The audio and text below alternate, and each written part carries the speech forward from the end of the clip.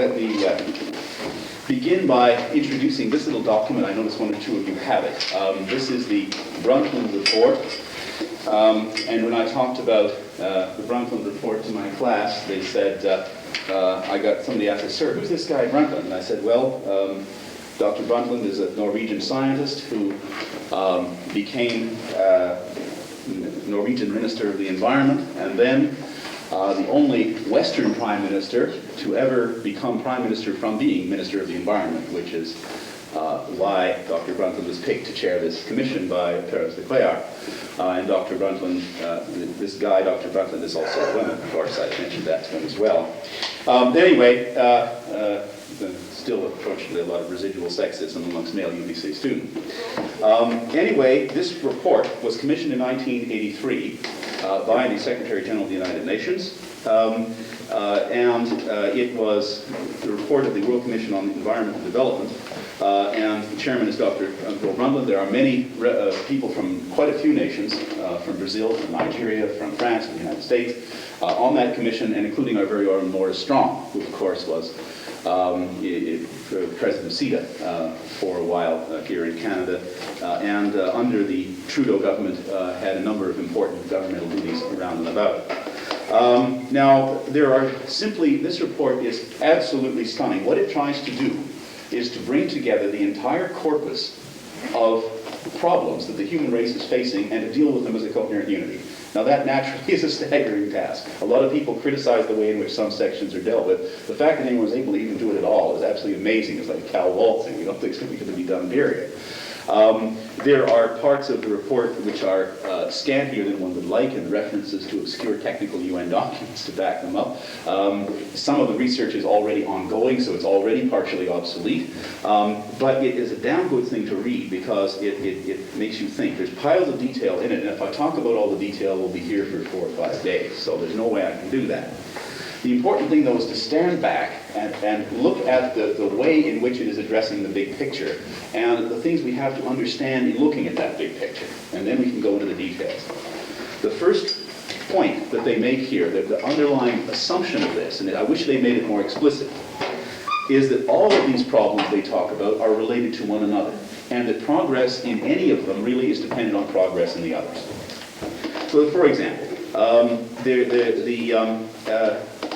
hunger and the current food crisis in many areas of the world are a product of desertification. Desertification is a product of poor industrial strategy, lack of infrastructural development in agriculture, poor forest policies, and all of these in turn are related to the debt crisis and the arms race because they suck resources away from these problems. So everything is interconnected and you can't make progress in one area alone. The second underlying assumption, and they make this a little more explicit, I guess, is that these problems are not addressable. They're not merely not solvable, they are not even addressable by the government of a single state, a single province, a single region. These are global problems. No single nation state, no matter how powerful, can make more than a minor contribution towards it. Even the United States, although in some areas things the U.S. does and doesn't do could make a tremendous difference, cannot by themselves really address these problems. And one is struck by the almost irrelevance of national borders to almost all of these problems, and other problems as well. And what struck me was just a news item in which President Reagan had announced that he was protecting the United States against AIDS by excluding all foreign nationals who were carriers of AIDS. And I did, thinking of the situation in New York and San Francisco, I mentally could hardly do anything but laugh. I mean, what relevance have national borders to this particular problem amongst many other problems? What relevance does it have to global desertification? Or carbon dioxide, unfortunately, doesn't stay within national borders, and so on. These are global problems. And the problem is that the major institution in which we are organized involves national borders, Austinian sovereignty, and so on, and they can't address them. So to get ahead of myself, what I'm going to start talking about actually tomorrow is what we have to do by way of building an institutional structure to deal with these problems. Because we don't have one now, and that's another point I'm going to get. We just don't have it. And the nation states can do no more than make these comic stabs in the dark that have been done so often, and they're quite irrelevant comic stabs in the dark. Now I'm going to do, since I've got 2 workshops, lectures, what do you want to call them. If I seem speedy, by the way, it's because I've had the first cup of coffee in 10 months. I was awful. And the first cappuccino, and my doctor took me off with my ulcer. I thought I'd try one tonight, and I'm really up. Anyway, so if I look at it like I'm snorting cocaine, that's why. Okay, anyway, tonight I'm going to summarize the major elements of what is often called the global problematique. Now, I don't really like the word problematique. It seems to me just all it's doing is telling you, when you use the word problematique, you're telling people you read Le Monde. Okay, well, anyway, it's a good word, I guess, which summarizes the notion of an interconnected series of problems. And I'll talk about these problems tonight and how they're related, and then tomorrow night what I'm going to try to do is how we get out of the mess, how we dig ourselves out of the well that we are digging ourselves into. Now, of course, the human race has always had lots of problems.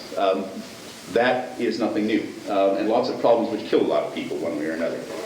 But what makes these new problems so difficult is that there is no institutional structure to deal with them. Now, let's contrast this with problems in which there is an institutional structure.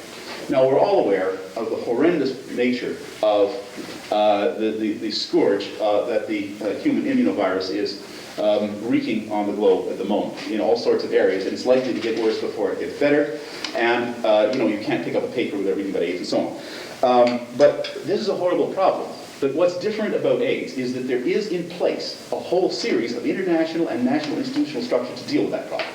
They're already there. There's the World Health Organization. There's the International Network of Centers for Disease Control. There are laboratories who are all geared up, basically waiting for epidemics to come so that they can deal with them.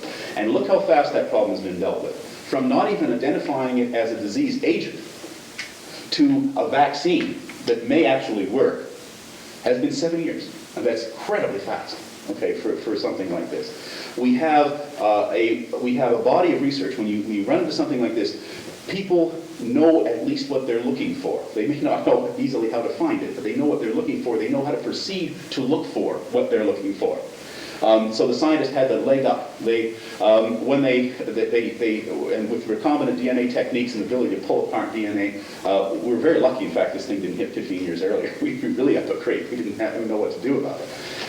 But there is that, and there are all the elaborate institutional mechanisms of identifying diseases, tracking their progress, that have been put in place to deal with other epidemics, and which simply all we have to do is tool up that institutional structure to deal with another epidemic with different characteristics. So we have that institutional structure. For that reason, although AIDS is a horrible thing, I am reasonably optimistic. That let loose on the problem, the scientists will do their work, let loose, the public health people will find ways of reducing the rate of transmission. The only thing that is likely to spoil that is if politicians fan public panic to the point where irrationality rather than rationality takes over. We have politicians like that, of course, in our jurisdiction, as we're well aware. But let the scientists do the job and let the public health people do the job. Those structures are there and we will solve the problem. Now, these problems that I'm talking about tonight are not of that kind. These problems have the following characteristics. They are all very long-term problems. They don't happen fast. They develop over a long time and they sneak up on you. Whereas, of course, an epidemic happens fast. All of a sudden people are dying and so on. Secondly, the nature of those problems is in itself, in a strict scientific sense, poorly understood. Research is we are almost doubling the amount of understanding we have of these, for example, the carbon dioxide problem, the ozone layer problem. The doubling time of knowledge is almost 6 months now. That's how little we understand and how fast the research is progressing. In fact, I just read about some new results in science that I'll talk about tonight. The problems are all global. Every one of these things really is about spaceship Earth, and is about the nature of the way in which it all hangs together. All of these problems are potentially life-threatening, or at least threatening to the well-being of the planet, to health, to wealth, to happiness.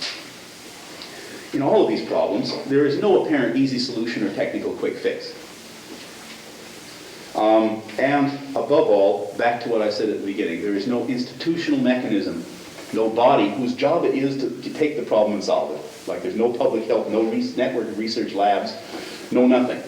It has to be built up ad hoc. And fortunately, we have the all-purpose intellectual institutions, the universities, who of course are the first line of defense when a new problem comes up. And we have to build a new institution out of that.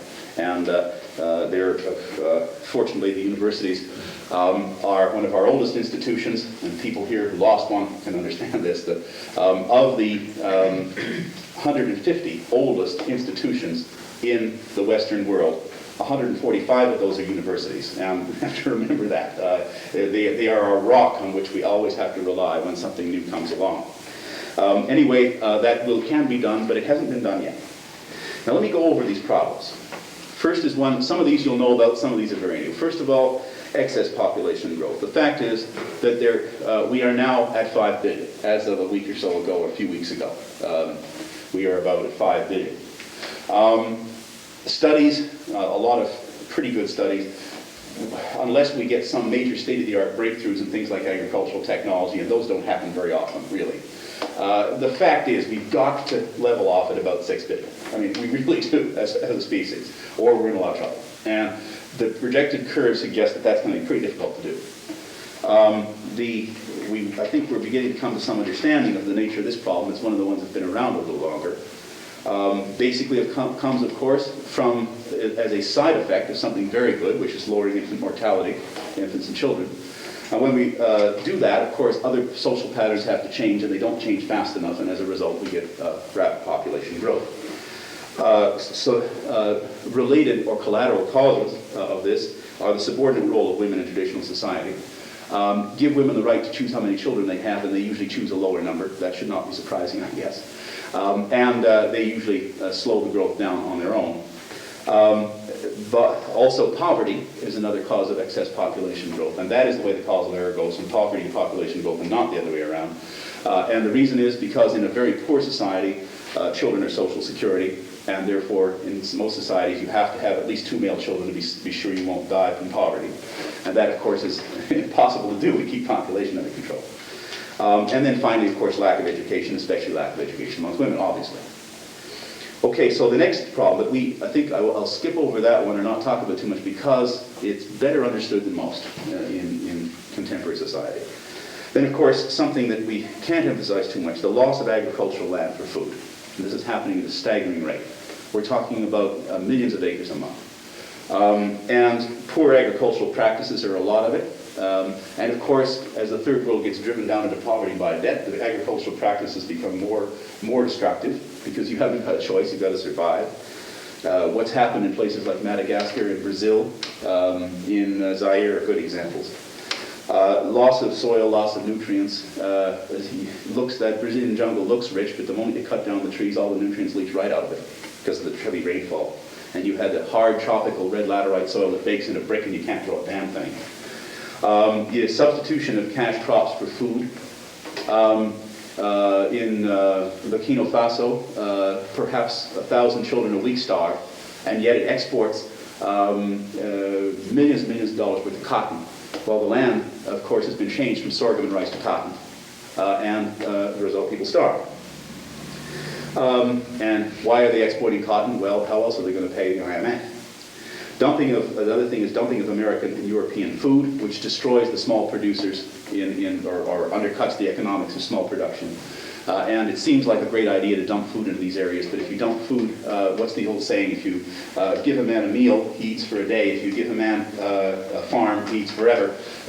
They need to learn to produce their own food, okay? Or they need to reconstitute the perfectly good agricultural production they had before this surplus dumping. And that, of course, is pure politics. There is no reason to dump food in these areas except for the politics of European and American agriculture. That's the only reason it's done. Deforestation, another point. You'd think that clearing land to farm it would increase agricultural production. More often than not, it decreases it, as a matter of fact, because you screw up the watershed, and then it turns out that you end up wrecking up the soil. And of course, desertification. And you want to, when I first read this statistic, it's absolutely chilling. 29% of the Earth's surface is becoming desertified. That is a chilling statistic, land surface. That's staggering. And if that doesn't get to you, nothing else is going to. Some of it is mild desertification, but it's all happening. And the reason it's happening, of course, has to do with largely with climatic changes, largely with partly with poor agricultural processes. But it happens from time to time naturally anyway. We may be simply stimulating a natural cycle and making it go faster. Yes? You said 29% of the Earth's surface is becoming what? Desertified, that is turned into desert.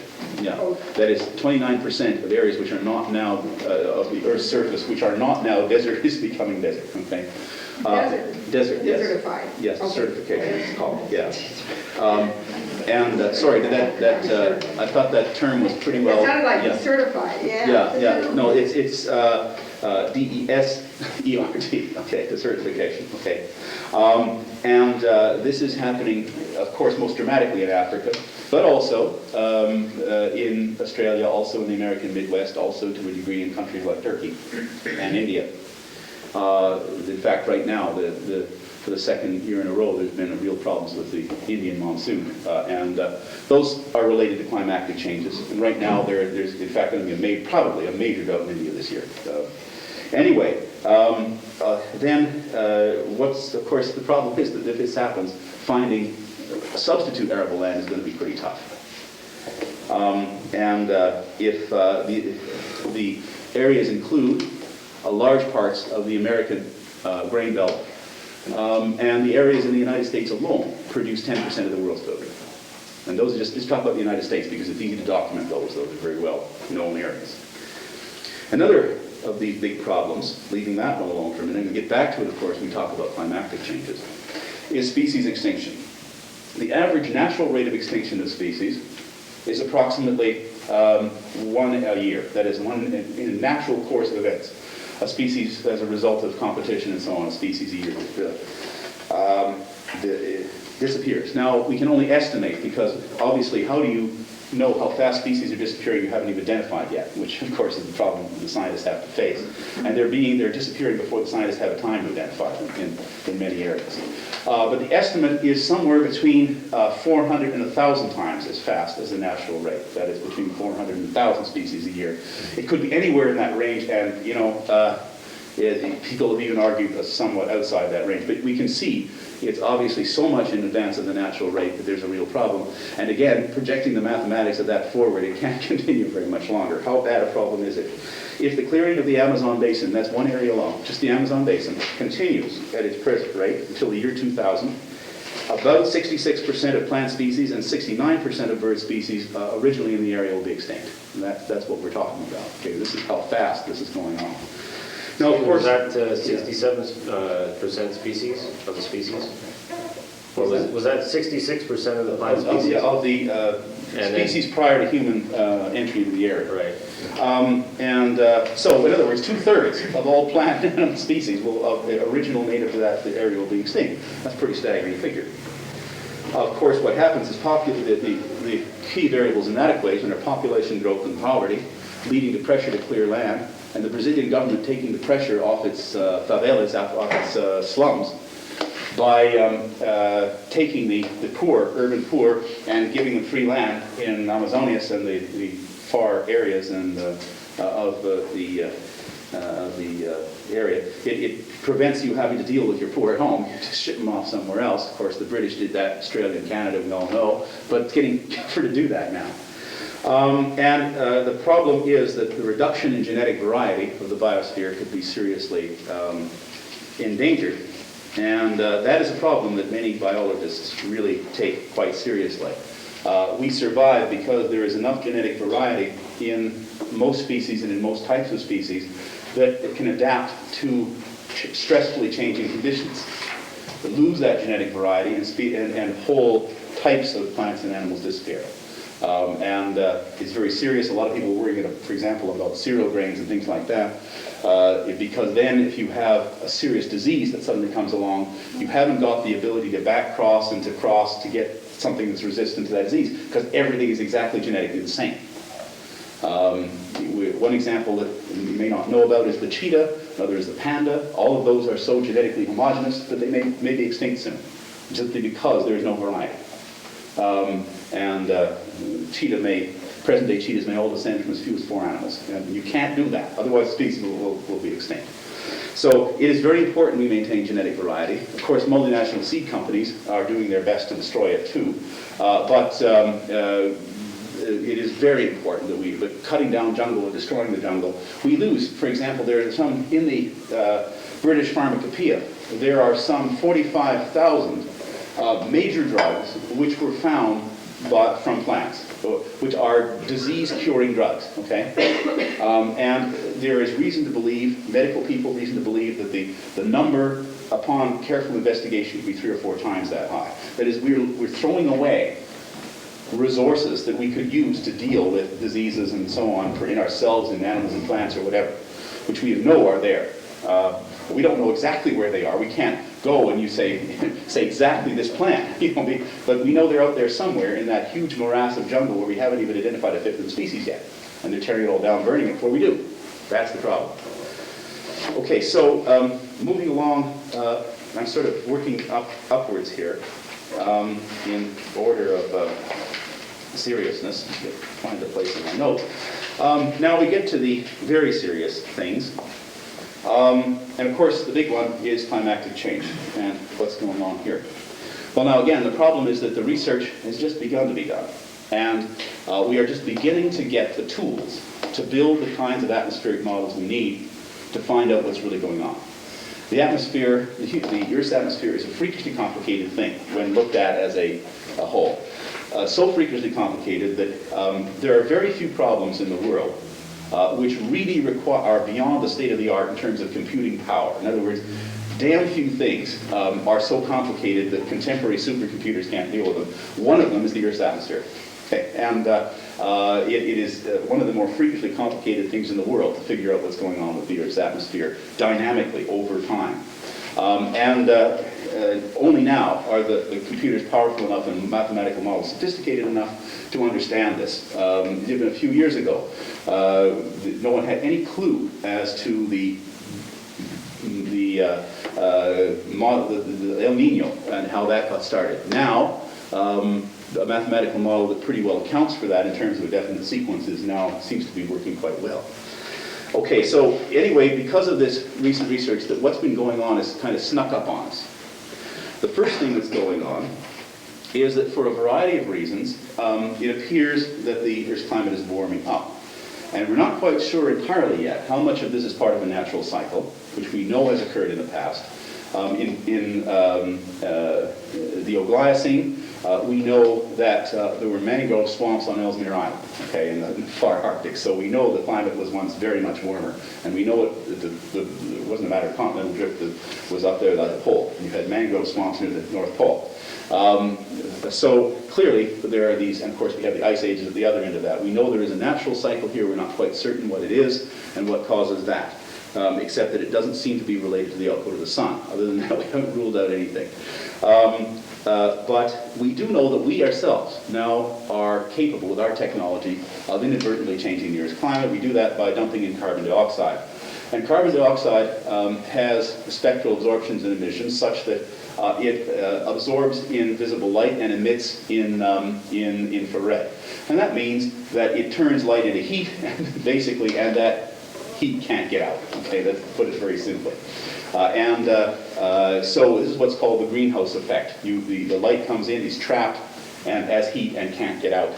Other compounds that do this are chlorofluorocarbons, which are these things. I'll do that for the chemists amongst you.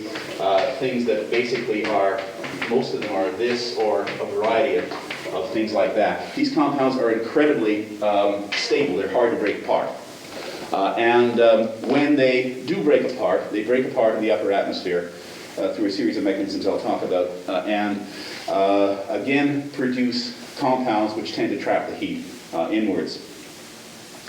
Now, what is happening very clearly is a climactic warming, and that climactic warming will probably peak, even if even if not much further carbon dioxide is dumped into the atmosphere.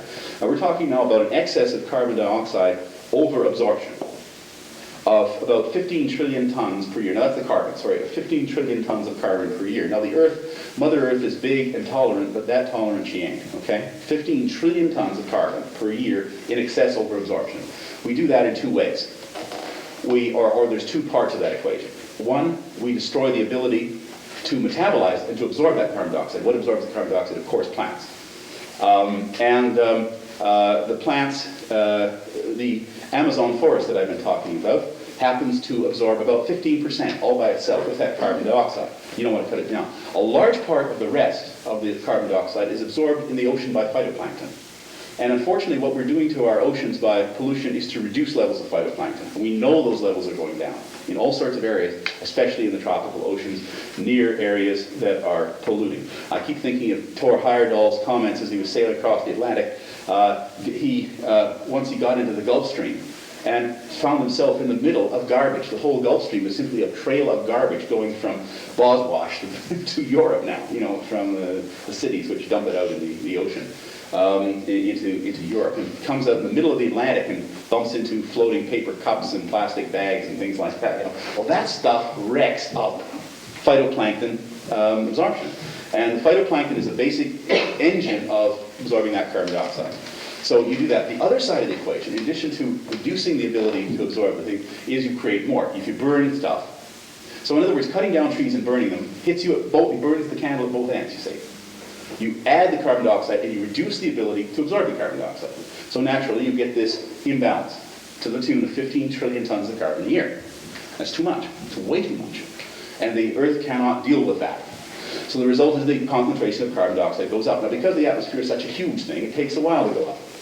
But we now, by careful new techniques, we can drill down the Antarctic ice, which is a record of what the atmosphere looked like X years ago. Because you go down thousands of years. And by very carefully doing carbon dating, since carbon dioxide, of course, has radioactive carbon in it, and you can do dating, we have discovered that our original estimates, that in 1815, there was about a third of the carbon dioxide in the atmosphere there is now. 1815 was just about the beginning of the industrial era.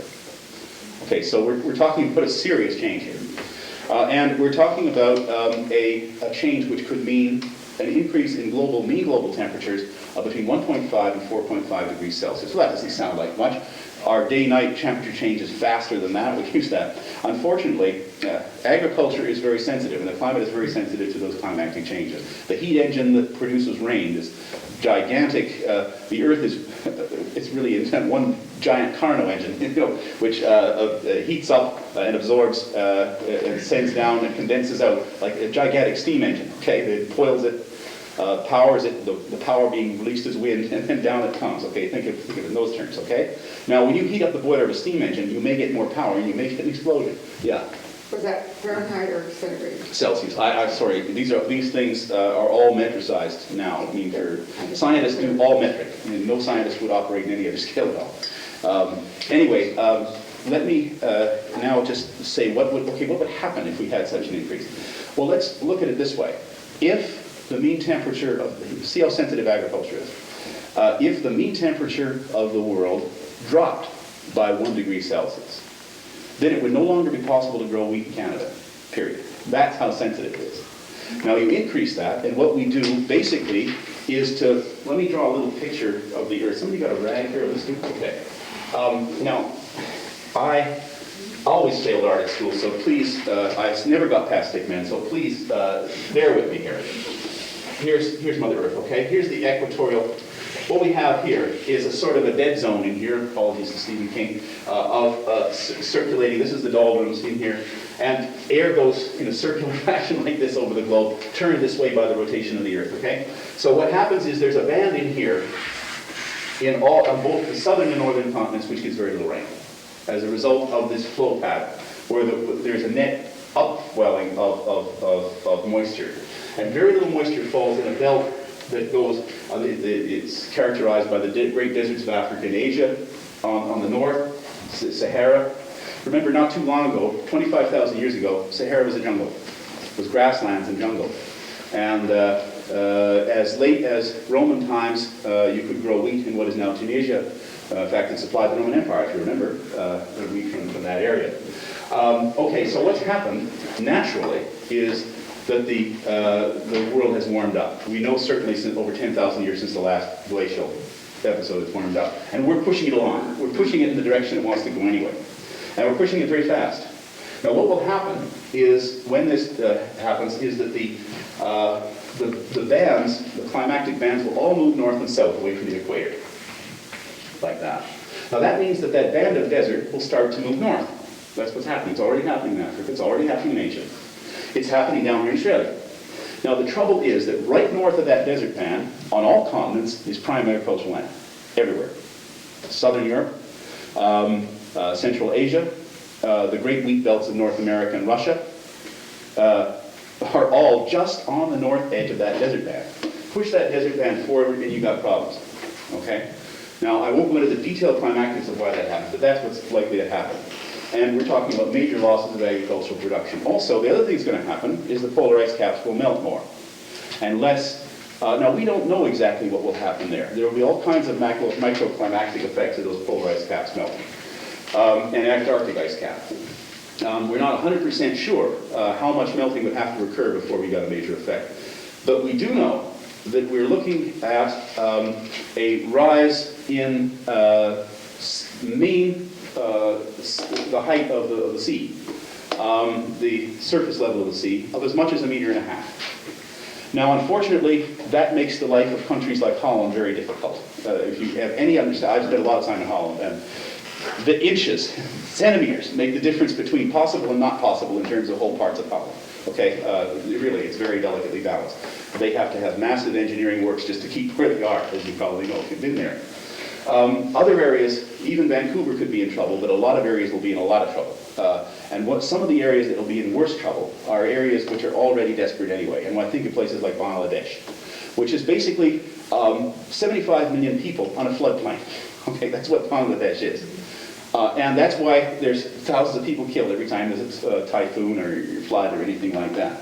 And put the water up 1.5 meters, that place isn't viable anymore. Okay, so this is something we've got to think of very seriously. We're not talking about harbor problems here, that some area around the Battery Park in New York could be lost or something like that. We're talking about habitats where millions and millions of people live and there's no place for them to go. Okay, so that really is a serious problem. And if the sea goes up very much. Trouble is, it's been happening very slowly and very insidiously, and we don't know how much more the thing can take. The climactic models are only now it's possible to deal with this in a systematic, scientific, quantitative way. The first thing that's going to happen each time they build a new supercomputer is to refine their mathematical model to deal with the Earth's climate, because we're now getting to the point where we can really block it out pretty well. That is, you put the model in, you take the existing weather, and you run the model for 10 days on the computer, basically, and you get something like that weather 10 days now. Okay, you could actually do it, the whole world. We're getting there, and those models are going to be able to tell us how important an effect this is.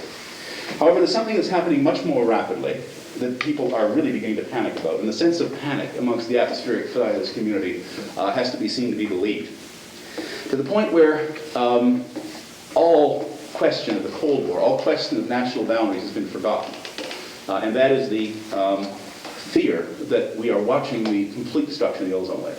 And I don't know, again, the lack of knowledge here is still immense. But the fact that totally unexpectedly this huge hole in the ozone layer opens up over Antarctica, why quite there? And everyone thought, well, it must be partly a natural phenomenon because the previously understood mechanism of transport of chlorofluorocarbons to the upper atmosphere would not account for such a rapid or such a complete attenuation of the ozone layer in that place. And basically what happens, of course, in the upper atmosphere, the poles represent kind of eddies, where like in a whirlpool underneath a waterfall, all the junk circulates around. Okay, and so that's why all the crap goes up there. There's obviously no factories in Antarctica, but it's upper air transport. So all the stuff eddies up around there and does the job. Now the mechanism was understood to be primarily by the production of hydrochloric acid and hydrofluoric acid. It is now believed from upper atmospheric studies, and this is one area where the Russians and the Americans are cooperating very actively, and nobody even talks about the Cold War. It is now believed that it is the result of the production of chlorine monoxide and dioxide, which compounds are also greenhouse effect compounds, and which would explain perhaps the acceleration of that effect in more than had been understood. And it would also be a powerful enough mechanism to account for the rate of destruction of ozone all by itself without any help from any natural process. Yes? Could you tell me what those compounds are in? Like what if you go Primarily, they are in refrigerants, aerosols. There is a bromine-related compound which is in fire retardant foam. They are sometimes they are used to foam up plastic, a whole series of industrial uses, most commonly in those little aerosol spray cans for underarm deodorant and all that sort of thing.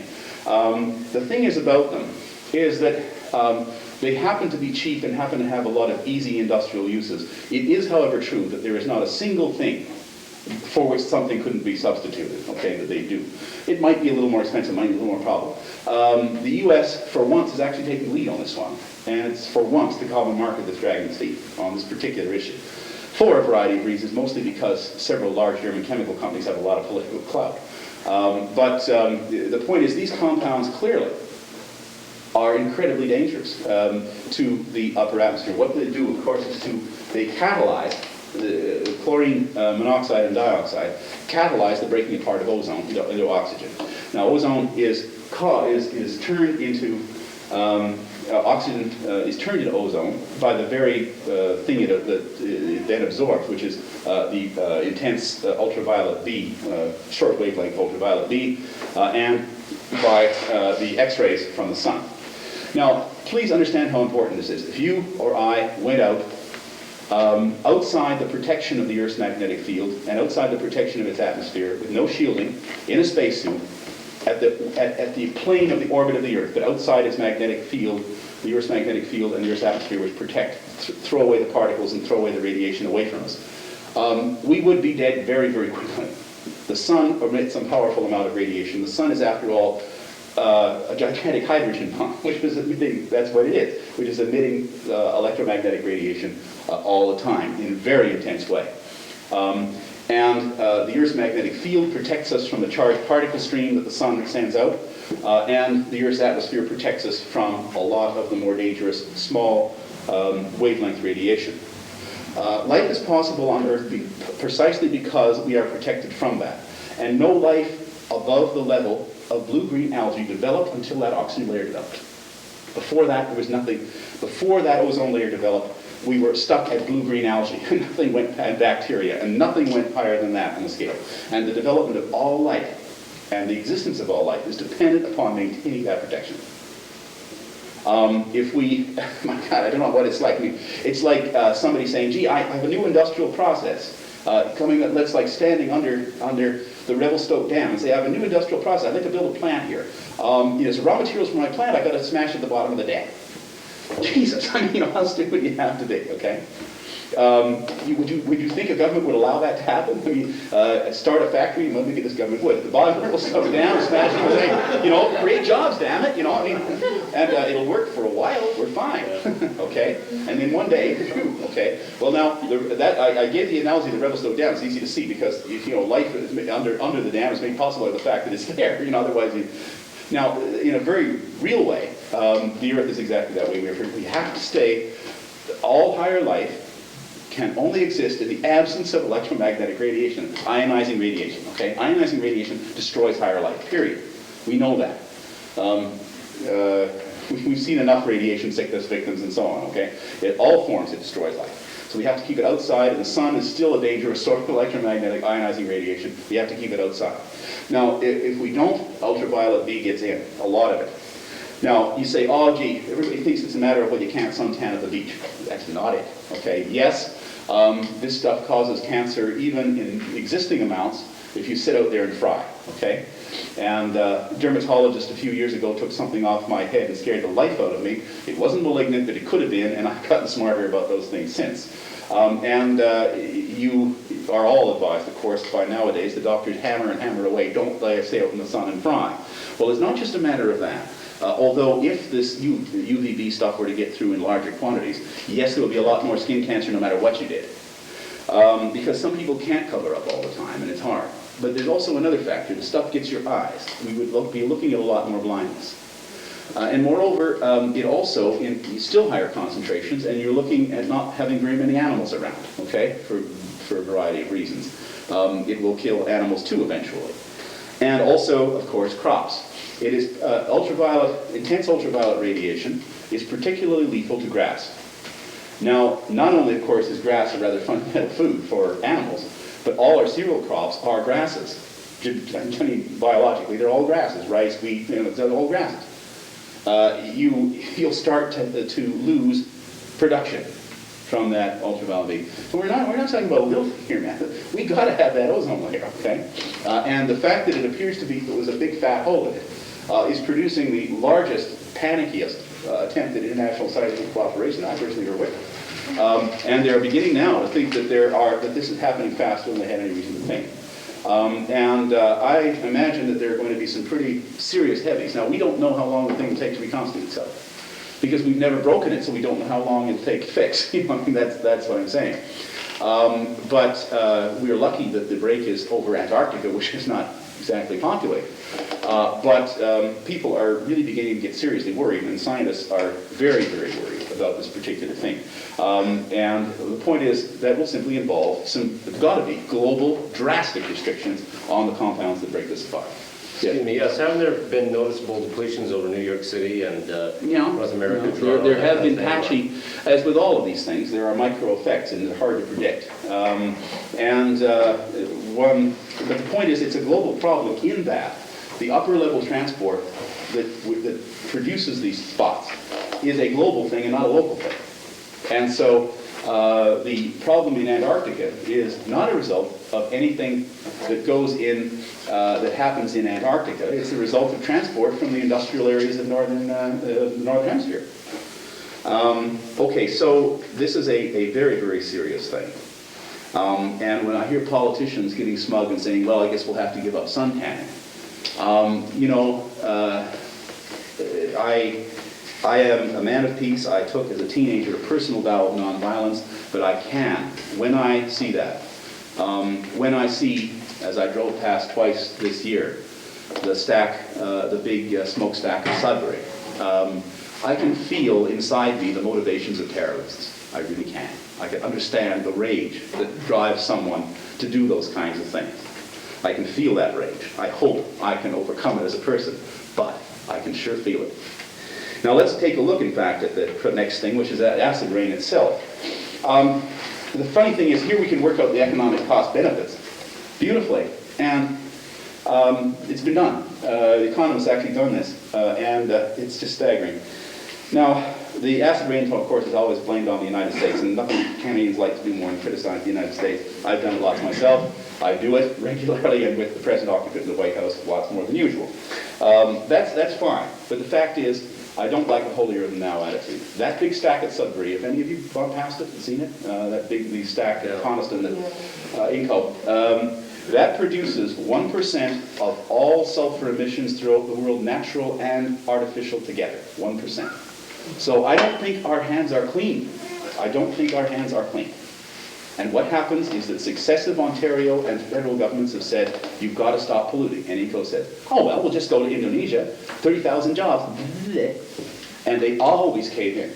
And until somebody's got the balls to deal with corporations like ECO, and obviously our governments don't have it, that's going to continue to happen.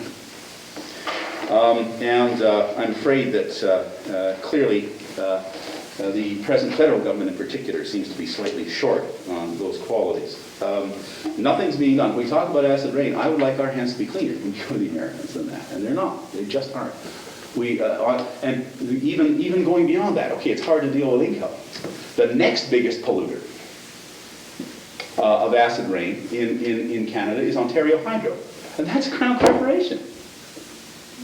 Nothing happens. Okay, haven't seen much action. Ontario Hydro has managed even to keep Peterson off its back. Now, what are the stats here? Here's one where the economics have been worked out.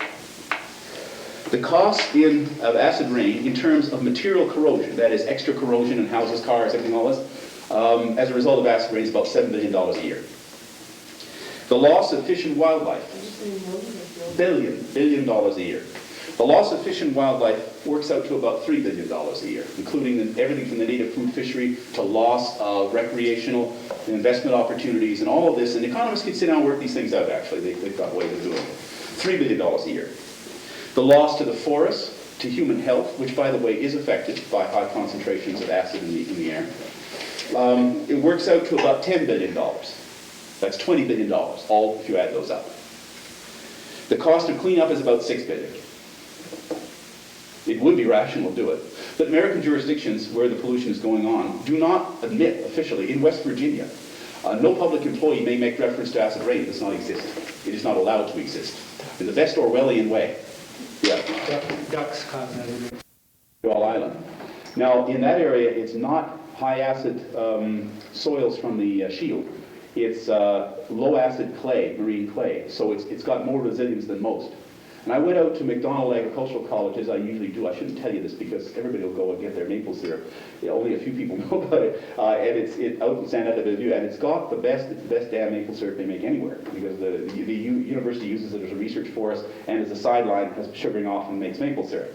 And I went there and I asked if there's any maple syrup. He said, no, it's all sold out. He said, we almost got none this year.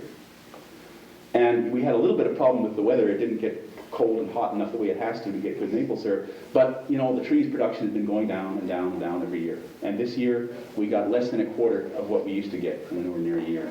And that's maple sugar bush. And I guess, well, it's emotional for me because I grew up with the sugar bush and, you know, that kind of thing is part of the tradition and rituals and everything like that. But that's what we're looking at, okay? We're looking at whole areas where trees are just plain dying and not functioning. And the first thing that happens, of course, is we don't get the maple syrup anymore. And it'll disappear. It used to be about the only thing used for sweet in the whole of Eastern North America. That was all ever used is maple sugar. They didn't even have cane sugar in the 18th century. And now it's almost gone. And that's just one little example. It may be small, but it's emotional for me. Okay, moving down to nuclear power. That's going again. Despite huge public protests, just doesn't seem to do any good. In France, it's illegal to demonstrate against nuclear power. In Germany, well, you can protest, but they turn the water cannon on you. Nobody seems to pay attention here. The Canadian nuclear development is still going ahead, despite Peterson's promise to look at it again. Somehow it never gets done. Somehow it still always goes ahead. Now, the fact is, I think we're beginning to get the understanding that there is going to be a major nuclear power accident about every 2,000 operating reactor years, which means there'll be one about every 3 or 4 years. Okay, that's what we're looking at. That I think the risk analysis people can come up with that figure. I think from looking at their stuff, I believe that. There's no way to avoid that. And we saw what happened at Chernobyl. It could have been worse. It could have been worse at 3 Mile. It could have been worse at Chernobyl. There were a lot of luck in both cases. Some more bad luck at Chernobyl than at 3 Mile Island. Basically the same kind of accident. You know what caused the initial cause of the thing at 3 Mile Island? Was a couple of switches, indicator lights that indicate switches were closed instead of open, which they shouldn't have been, were obscured by a maintenance tag on the switch above. That was it. Now how do you figure that one? How do you prevent that? Okay, with a complex series of machinery like that. And that started the chain of events in motion, plus a certain amount of operator incompetence. That set the chain of events in motion which led to 3 Mile Island. Okay? That's just, you'll never get, because reactors are tightly coupled systems, so when something goes wrong fast. Because, and there's no way to always predict what goes on, because they are complex, because you never know exactly what's going to happen from point to point, you will never stop catastrophic accidents, any more than you will ever stop catastrophic accidents occasionally from happening in aviation, in chemical plants, and other things like that. Anything that's tightly coupled, I go into this, I wrote a paper once, I'll leave it for now, but both tightly coupled and complex will produce catastrophic accidents every so often, no matter what you do, no matter how good you are, no matter how experienced you are, careful. That always happens. And unfortunately, a catastrophic nuclear accident we can't afford. We just simply can't afford it. It ain't worth it.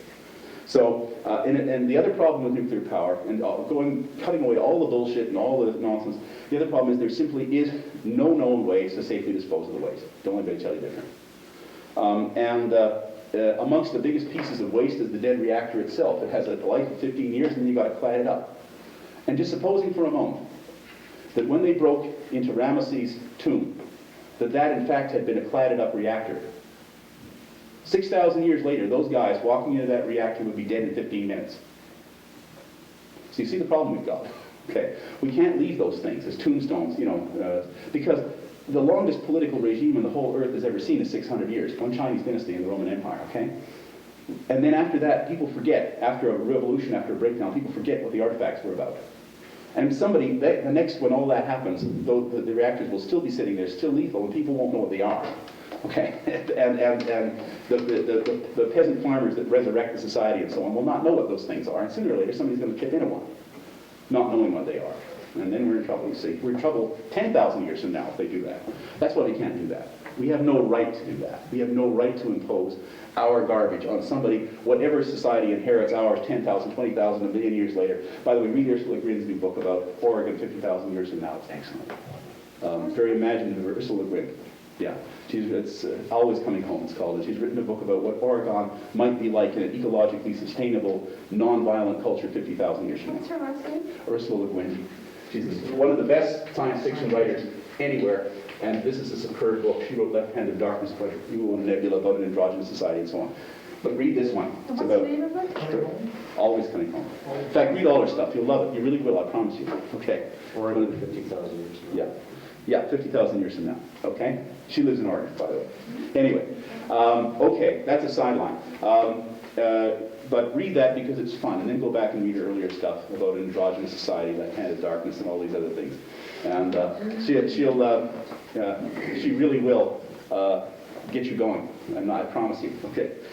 Anyway, she got me thinking more than any writer almost ever has, except possibly Voltaire and Oscar Wilde and people like that. But anyway, okay, so there's no safe way to do nuclear power, is what I'm saying. Even if we solve the problems now, we won't solve the problems later. And again, back to the principle, underlying principle. The first law of life on earth, okay, is not the commandments on a rock. The first law of life on earth is thou shalt not bring ionizing radiation inside the atmosphere. That's the first law of life on earth, okay? You don't do it by splitting apart the ozone layer and letting it come in, and you don't bring the stuff down and dump it here. No ionizing radiation inside the atmosphere. First law of life on earth. Well, we've got to remember that law, okay? The only way in which life exists on earth is we do not allow ionizing radiation in the biosphere. Don't forget it. Okay. Now, in other words, what we're talking about here is basically biological treason. Okay? That's what it boils down to. Loosing ionizing radiation on the surface of the earth is treason. Treason to the biosphere. Okay? And if we're loyal to the biosphere, we do not allow that treason to go on. Okay? Now, what makes it so hard to deal with all these problems are tremendous. Why then aren't we dealing with them? Why are we worried about whether Germany has 72 more missiles than the Soviet Union and whatever, and all of this kind of thing? And often I think when I see all this stuff and huge the peons of blast that come from Barbara Meal and Lubor J. Zink and all these clowns, that the only real problem in the world is the evil of the Soviet Union. You're all familiar with this stuff. And I'm reminded of I get this image of two aging punch-drunk boxers circling each other, the two superpowers, aging punch-drunk boxers, each watching to make sure the other doesn't get that final blow in, and each in turn waiting for that final blow. And the joke is, everybody else has gone home from the arena. There's nobody there. And why not start doing everything else? This is an irrelevant thing, okay? Everybody else has gone home, man. Okay? This isn't the problem anymore. And the funny thing was, when this group of very prominent American statesmen, led by the Council on Foreign Relations, they went to Gorbachev and asked him exactly this. Don't you think that the Cold War is becoming an obsession of the superpowers, and the result is the rest of the world is leaving the superpower time? And he says, yes, that's it. That's exactly it. Pounded the table. He said, we've got to catch up. We're going to be left behind. This is all irrelevant. Crap, and then he used an expression which I read, and I asked about somebody who, I imagine there may be people here who speak Russian, I don't know, but there's an idiomatic expression which a native speaker I talked to, I was told literally it means they're just goofing off, we're doing nothing, we're letting everything go by us, and the literal translation is whacking pears with your dick. Gorbachev used this expression. The Russians have some delightfully colorful vulgarisms. I found this out when I was there. And this is what we're doing. I thought that that was a very good way to describe the futility of the arms race. A delightfully colorful Russian expression to do this. Anyway, now what then makes it also hard to deal with? For God's sake, there's thousands of scientists and intelligent people in the United States that know this. Even the top leadership in the Soviet Union knows this. They're scared of these things too, for Pete's sake. They come. Everybody talks about the equal empire and this. Okay, their political forms are different from ours, but they come from precisely the mainstream Western rational scientific Christian tradition that we come from. Okay? They're really one of us. And I know that's old heresy, and Barbara Mealwood and Blue Bourgeois Inc. would be furious at me. Okay, but we on our side have done that too. Lest we forget, please. Lest we forget the Japanese internees. Lest we forget Mr. Coffin hanged in Quebec in 1953. Lest we forget all sorts of things, and we can go and do this all over. And we can talk about how awful all of us have been to our own peoples and other peoples from time to time. And I'm sure we could go back in our history and do this for everybody. Okay? The point is, we all come from the same tradition. And we all approach problems roughly the same way, according to this rational scientific tradition, okay? And the Russians are quite fit in with this in a way that means they are part of both the problem, because they pollute too. They do irrational, stupid things too. And they're now desperately trying to reverse the god-awful pollution they've made in Lake Baikal, which is volumetrically the largest freshwater lake in the world. They're realizing they're doing it to themselves too. And unfortunately, Marxism is really a species of late Victorianism, which, that cut them down. There's no real difference between the Marxist ideology and in that sense, and the capitalist ideology. Conquer nature. Well, the war's over. We conquer nature. Okay? You don't want to kill her, though. Okay? All right. We conquer nature. We've done it. We've got to stop now. Okay? We've got to let her up. Okay? And put her back on her feet. Okay? No more conquering. Because we conquer, we destroy. And we have to get that in our head. Now, there, however, are two problems. And I'm sorry, I've been going a little bit longer than I wanted to. But there are two problems underlying all of these. In other words, all of these things can't be dealt with for the following other two problems. We can't get at them because of two other things. We can't put the resources, the political attention, anything at these problems because of two other things. The first one is what has come to be called the third world debt problem, and has actually turned itself into a self-destructive drain of resources from poor to rich. And that's what the third world debt problem is. How to take money from people who have no money to make rich people even richer. Okay, I'm sorry, but why don't we just call these things by their name? Now, there was a lot of very foolish lending policies in the 60s and 70s by banks who were eager to what they call recycle petrodollars. That's the term they used. Take all this hot air money and find places for it. Banks love to lend money. They like to lend money because it gets interest. You may not think of that in terms of your bank. They love to lend money, especially if you're well off already. And if they think they're going to make money, they love to lend it. They don't, remember, they make money by lending money, not by letting it sit around. Okay? That's, you have to understand. And of course, they lent money to a lot of very corrupt governments in the third world. Very corrupt governments. Argentina, Brazil, Mexico, others. And the problem is that those loans generated rates of return of interest which were far beyond the ability of these countries to generate foreign exchange. Far beyond. About half of Brazil's debt is a result of its idiotic nuclear program. And it's interesting to compare, by the way. When the third world tries to import Western technologies, they usually screw up. And the nuclear thing, they of course were thinking about a bomb too, just as Argentinians were. And so they bought a bunch of reactors from France, a bunch from Germany, a bunch from the United States, a reprocessing plant from Germany, all of which contributed a huge amount to their debt. And that program, the idea was to break their dependence on oil, has been a net drain on their foreign reserve, a massive net drain. The one thing they've done, however, then they had their own program, which is to take sugarcane waste, absolutely useless for anything else, and turn it into gasohol. And they've got lots of sugarcane waste. Okay? What that has done has been to reduce their imported oil bill by almost $3 billion a year, with entirely local inputs, entirely local technology. They invented all the technology themselves to do that because nobody else had it. Okay?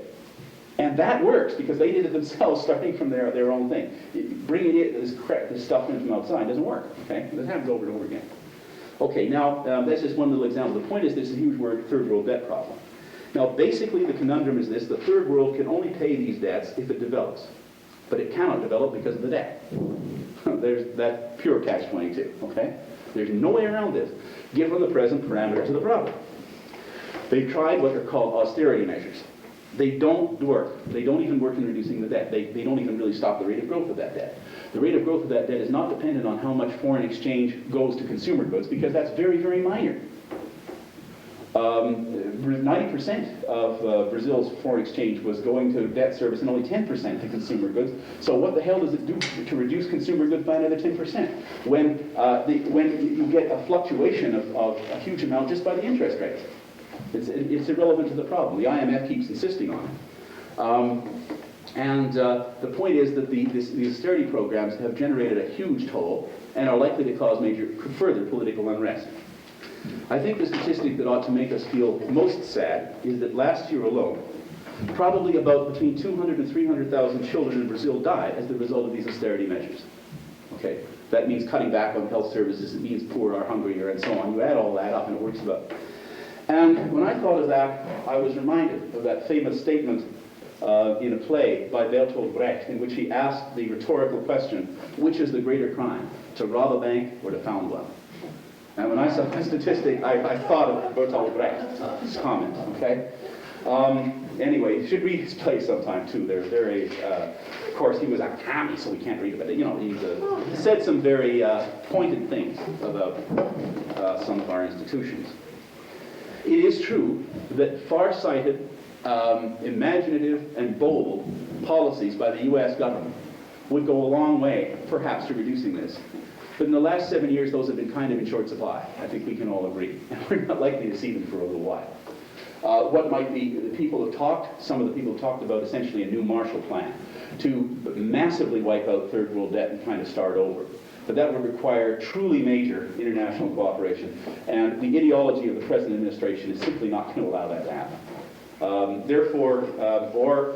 In the words of President McKinley about a similar situation at the beginning of the century, they hired the money, didn't they? And they're going to have to pay it back, damn it. Well, of course, they're not going to pay it back. That money is gone. I'm afraid, let's be realistic, okay? It is gone. The problem is, as long as the banks carry it on their books, that's money that pension funds think they have and isn't there. That's money that investors think they have and isn't there really, okay? And if it were all to disappear all of a sudden, it would have very serious consequences for the whole financial structure. The other point is, however, is that if these countries believe that there is no solution to their economic problems within the present system, they're going to opt out of that system. And the opting out process will be a violent one. It has to be, because of the nature of the... I can detail as to why it has to be a violent one we want. But countries don't opt out of the Western economic system without violence. They don't. Okay, I think we've seen that. Some have, but it's never a peaceful process. And it's also never a pleasant process for anybody concerned. But it could happen. It could happen.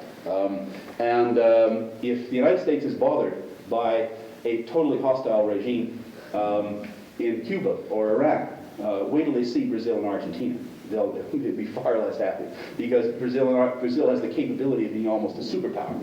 And if it were to turn implacably hostile to the United States would suddenly find itself in a very less pleasant world. Okay, I'm just pointing this out. So even from enlightened self-interest, the Americans ought to think about these things.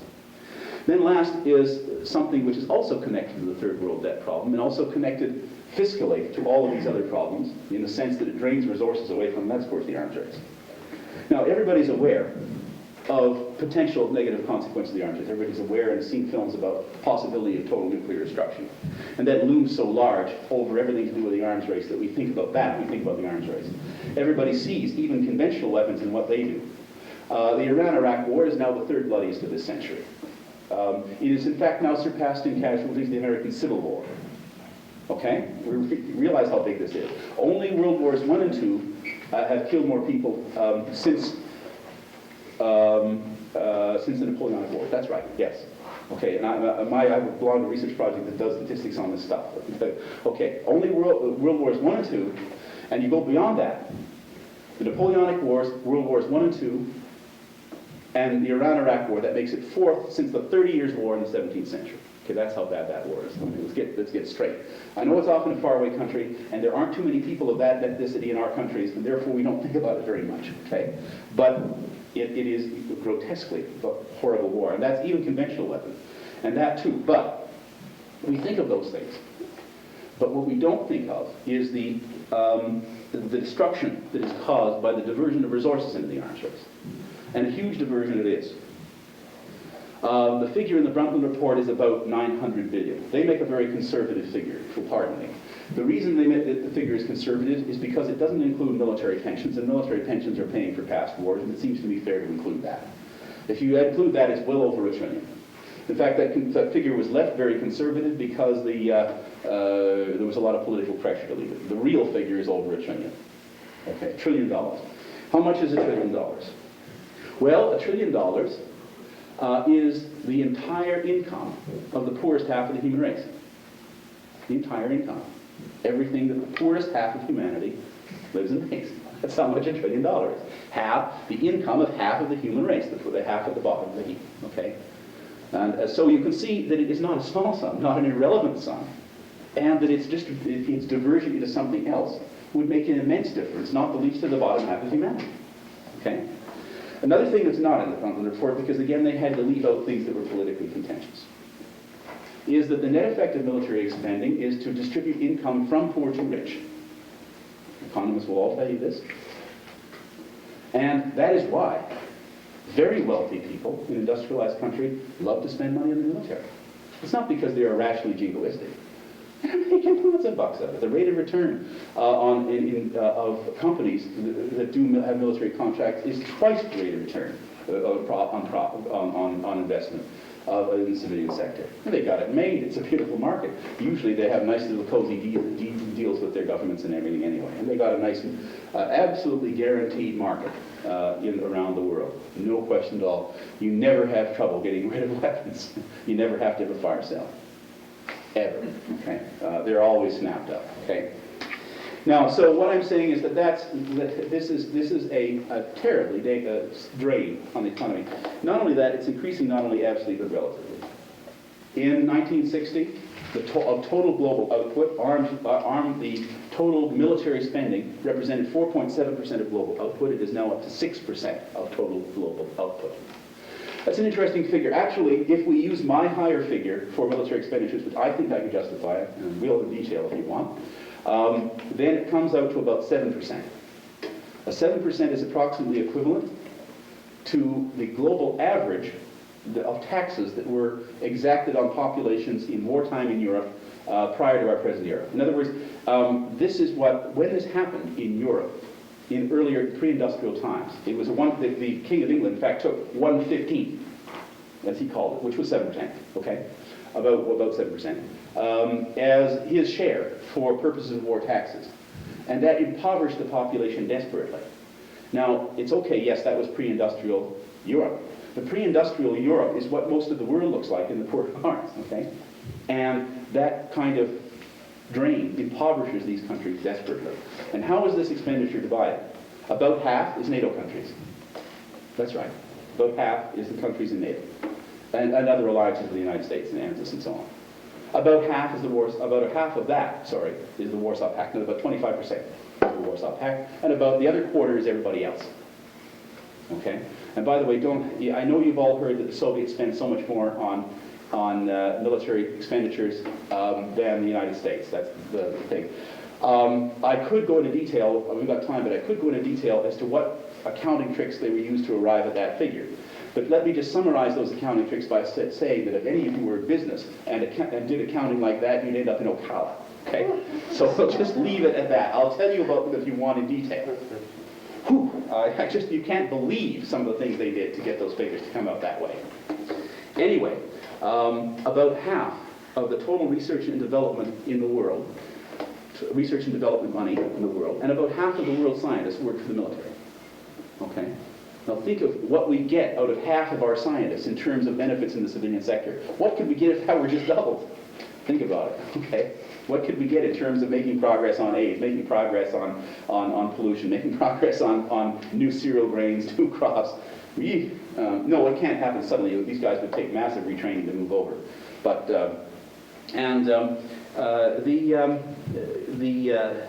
the fact is, the military R&D is growing at about double the rate of civilian R&D right now. And of course, the premier example of this waste is Star Wars. Star Wars, by the way, is not about doing a space shield. Star Wars is about diverting still more resources to very rich corporations. Okay? There is no question, if you read the American Physical Society report on energy-directed weapons, directed energy weapons, you have to read this thing to believe it. This is garbage. It's moonshine. It ain't going to happen. Okay? And yet, let's spend $25 billion on something which there isn't the foggiest chance in hell of ever happening. Right now, it seems all evidence that, as the scientists say, it will take at least 25 years to discover whether this kind of thing was even possible in principle. Okay, so we're not talking about it. But the joke is, and I guess this shows you how hornswoggled we all are, is that 85% of the American electorate, as done by survey sampling, is in favor of Star Wars. And of those, 40% believe it's already in place. I know. I was staggered too.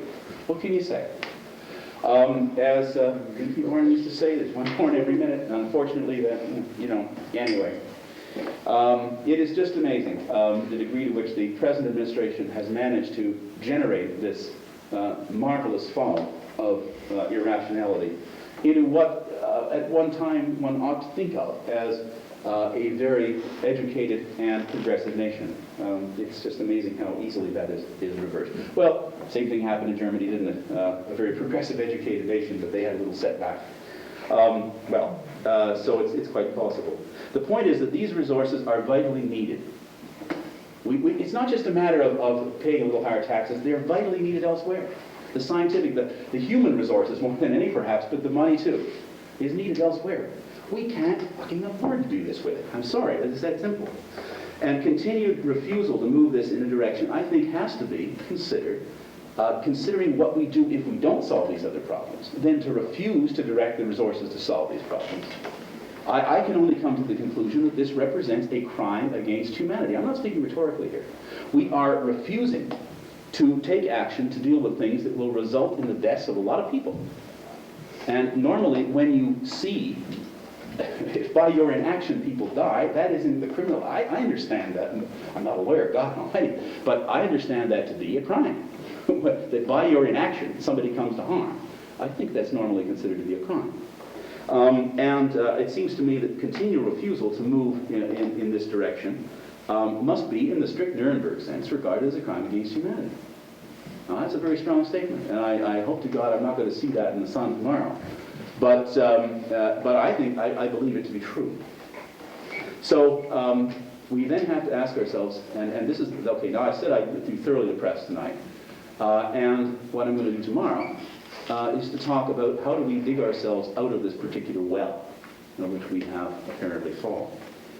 And I don't mean to rob you from sleep tonight or anything like that. But this is a hard problem for me to deal with. I can tell you personally that it generates stress for me. I just finished breaking up my third marriage. I was in the hospital with a bleeding ulcer last fall. And yes, the doctor says I drink too much. Okay, to be very, very blunt and personal about it. This isn't an easy thing for anybody to deal with. Okay? But God damn it, I can't give up. Okay, and I'm not going to. And what I hope what we can all do is to start realizing that most of the things that we call political problems in our society are fluff or irrelevant. It's not, they're totally irrelevant. How can anyone worry about the gender and language of a postmaster in some... Why is that important? I don't give a flying you-know-what about that particular event. I don't care what color dress Mila Mulroney has on. I don't care. What we have to do is to concentrate now on the problem. We don't have any choice. I am not going to sit here and let the media and let the society, personally, pay attention to Mila Mulroney's dress and the gender of the postmaster in Sunburg and New Brunswick, or all of the other things that apparently are just the hot news items around here. And let everybody pay attention to this, or what the powers of the Canadian Senate are. I mean, my God, when I was taking political science at McGill, the thing that put everybody to sleep is when you started talking about the Canadian Senate, and here it becomes the head news item. When the scientists' findings on the Antarctic ozone hole were not reported by the CDC. Now, I know they're under strain. I know personally and a lot of other people in the media and so on. And I'm not just blaming the media. The media generally reports what they think people want to hear. But we've got to get at this somehow, okay? And people, we not only have to get at people like you who are around here, because you're not the problem because you're here, okay? We have to get at the people whose idea of news is by picking up the National Enquirer at a supermarket. We have to get at the people whose idea of television is Dallas, okay? Those are the people, I'm sorry, we've got to reach them somehow. I don't know how, and personally I don't know how, and so this is where we have to get collected. We've got to all sit down and think, and I want you to try to think about that. Think about how we would do this institutionally, in terms of publicity, in terms of everything. And please, because this, I want tomorrow to be more of a cooperative thing. Think about how we might do that. Make it as general as specific you want. And spend between now and tomorrow night putting in some thoughts about that. As to how we get these resources, this attention, diverted from irrelevant problems, from those two aging boxers circling each other, into the things that might kill us. Please, think about that between now and tomorrow night. Now, I'm going to stop yakking here because I've gone on about 20 minutes longer than I said I would anyway. I'm told these things end normally about 9:30 or so. And so it gives us, what I think we should do, I've been asked we have a break, right? And then maybe come back for about an hour of discussion afterwards. And if all this seems very animated again, it's not part of the problem and part of the coffee. Okay, and I'll promise no more coffee. Want some more coffee? No, I don't. Unless you want me back in that hospital with another lady else. Okay, all right. Okay, so take an hour break, or take a 5-10 minute, whatever the break is, and then come back. Okay.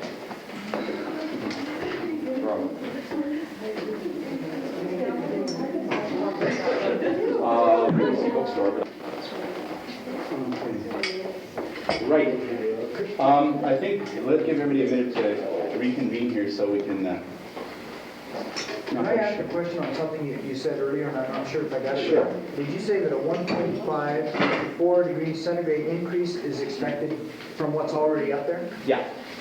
Projecting forward, okay, we're talking about the fact that obviously we're not going to just stop.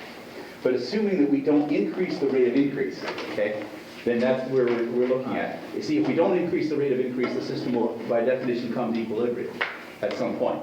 And it will come to an equilibrium about at that level. Now, is that in the mean temperature? Yeah. Now, global mean temperature, of course, as I said, is a tricky thing. It's never average anywhere, all right? It's a meaningless statistical kind of thing. But what it will do, as I say, is change the climactic, the rain belts. That's the key thing, and the ocean level. Yeah. I just thought I'd throw this in. There's a plan to build a massive coal-fired thermal generating plant in Sparwood over in East Kootenay. It's being proposed by the coal company in the town, and Terry Segarty, the former MLA, has been hired by the coal company to lobby for it. So Yeah. Well, that won't help. No, obviously it won't help. The kinds of I've been involved with issues of generation of power in this province for a long time. I was back in 1974 president of something called the Canadian Coalition for Nuclear Responsibility. That goes back a long way. And as a consequence, we were formed, the BC chapter was formed in response to trial balloons floated by BC Hydro under good old Robert Bonner back in those days about starting a nuclear power industry in BC. And I had to deal with BC Hydro and its publicity machine and its lies. I will tell you flatly, they were lies for a long time. And I am very, very cynical about BC Hydro. BC Hydro has two divisions. One is involved, well, three divisions. One is involved in building dams and in overcoming the political resistance to those. And they do that very well. The second division is involved in selling power to the Americans and in making sure that self-generation can't get started. And what they do is they go around, sorry, I'm going to be very brutal here. They go around and they wait until they find that some big operation wants to self-generate. And they offer them power at a rate just under what it would cost them to self-generate. You can't get free, you see. They don't just want to make money, they want power in the political sense. Okay? Understand that. Then the third part of their business is in borrowing money from the Americans. So basically, BC Hydro's primary economic function is to use BC territory to borrow money from the Americans and sell power to the Americans. Now, I know that sounds pretty brutal and cynical. I think that's mostly what they do. Oh yeah, we get our power too out of them in addition to that.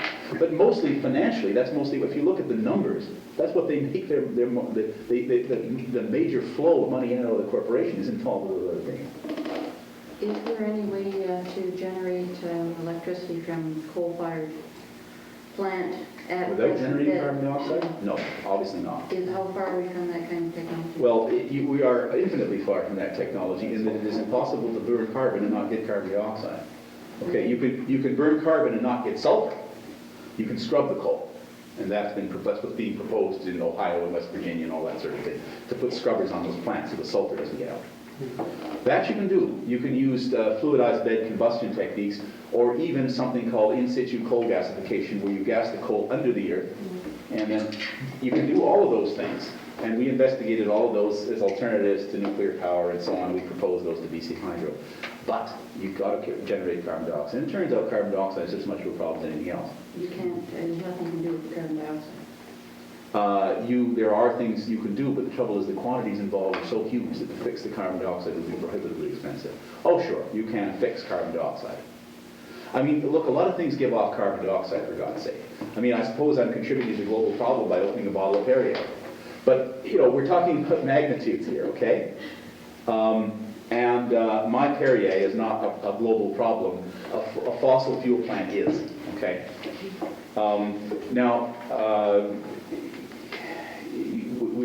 Obviously then we have to worry not only about nuclear power plants, but also to a degree about fossil ones. And also we have to get the other side of it, which is the ability of the environment to absorb carbon dioxide. And that means leaving some forest. And that means some changing a few attitudes. I got absolutely nauseated going down the street in Vancouver and seeing somebody with a T-shirt that they bought in Ucluelet. And you probably know about the west coast of Vancouver Island. Tofino and Ucluelet look identical but are politically opposite. And Ucluelet is pro-social credit and pro-cutting, and Tofino's the opposite. He had a T-shirt saying, "Take the shears to Mears, Ucluelet, BC," you know. And we got a few attitudes to change. Okay? We've changed attitudes in the past before. It used to be normal that most people in our society were anti-Semitic. That's changed. We do it, you know. We change attitudes. Mind you, the Holocaust was required to change that attitude, but it's changed, okay? Mostly. Well, there's still a few nuts, but I mean, that's containable. But the majority of people don't have overtly anti-Semitic attitudes any longer. So maybe we've got to change our attitudes towards the environment in precisely the same sort of way. And tomorrow I want to talk a little bit about how we might do that. But perhaps we could bring this back to some specific questions about technologies that will work and ones that won't work. So there's a lot I didn't cover. Oh yes, it was you who asked me about the problem of water, which I didn't talk much about, but which is also a serious problem. When you ruin the soil, you ruin the water, and you ruin the water, you ruin the soil. So, you know, and these are all interconnected and so on. But maybe we could get into some of the specific ways in which we can start, you know, more precise identification, in other words, of some of the things we should do and not do. Would you be interested in doing that now? Ask some questions about that, or bounce some things off. I mean, for example, we could ask, what sources of power could we go for? Okay. Well, we want to cut back not only on nuclear, but on fossil fuel. And I'd point out, though, that there's some sense, we mustn't be foolish here. If, for example, with natural gas, if you're drilling for oil, you get natural gas. One way or another, the carbon dioxide from that natural gas will get into the atmosphere. In fact, one of the great tragedies, if you look at an infrared map of the world, the biggest bright spot is in the Gulf, because all that gas, there's no place to sell it, really. Oh, you sell a little bit of it on those carriers. But because of the politics of it, you can't cut a pipeline through the Middle East. There's always somebody who'll say no, right?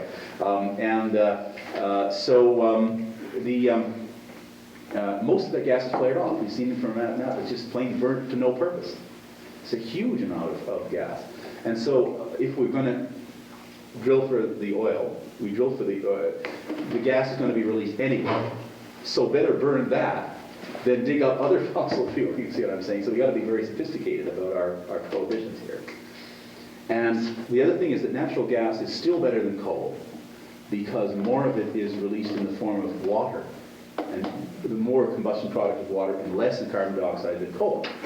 So we think if we have a choice, you see, if we natural gas over coal, probably coal over nuclear, I think, in balance even then.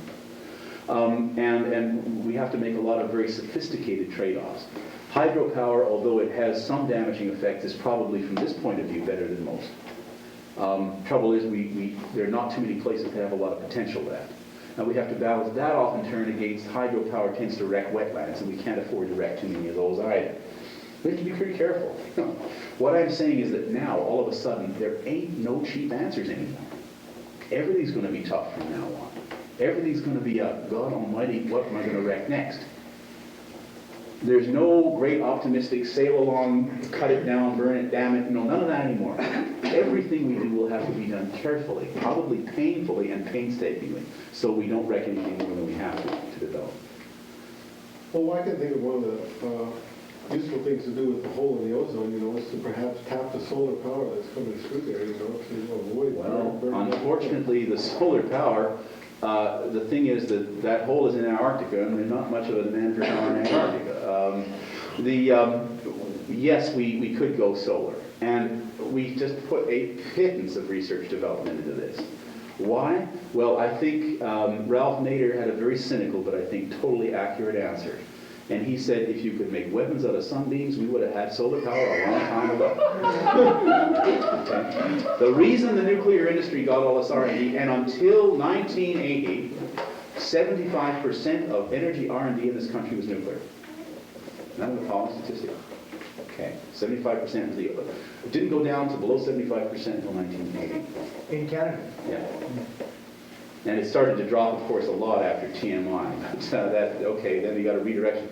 Even so, that nuclear research represents, by the way, a huge hidden subsidy to Ontario Hydro. And thus, but nobody seems to ever mind subsidies when they're to Ontario, do they? Speaking as a cynical Western. But anyway, we have to move in the direction of solar. And if we got the price of the photovoltaic cells down by a factor of 10, solar power becomes the way to go. There is one other technology. There are several others that are possible. I know you've all gotten cynically laughing about fusion power by now. Almost everybody comes up with a cynical laugh after hearing, because it's been just about to come now for about 25 years, and of course it doesn't look... Well, it turns out that there probably is a way to do it, and it's just the only question, it's still a big question mark, is can it quite be made economical? But there's a way to do it easily. Whether it will produce a net energy balance, and that's meson-catalyzed fusion.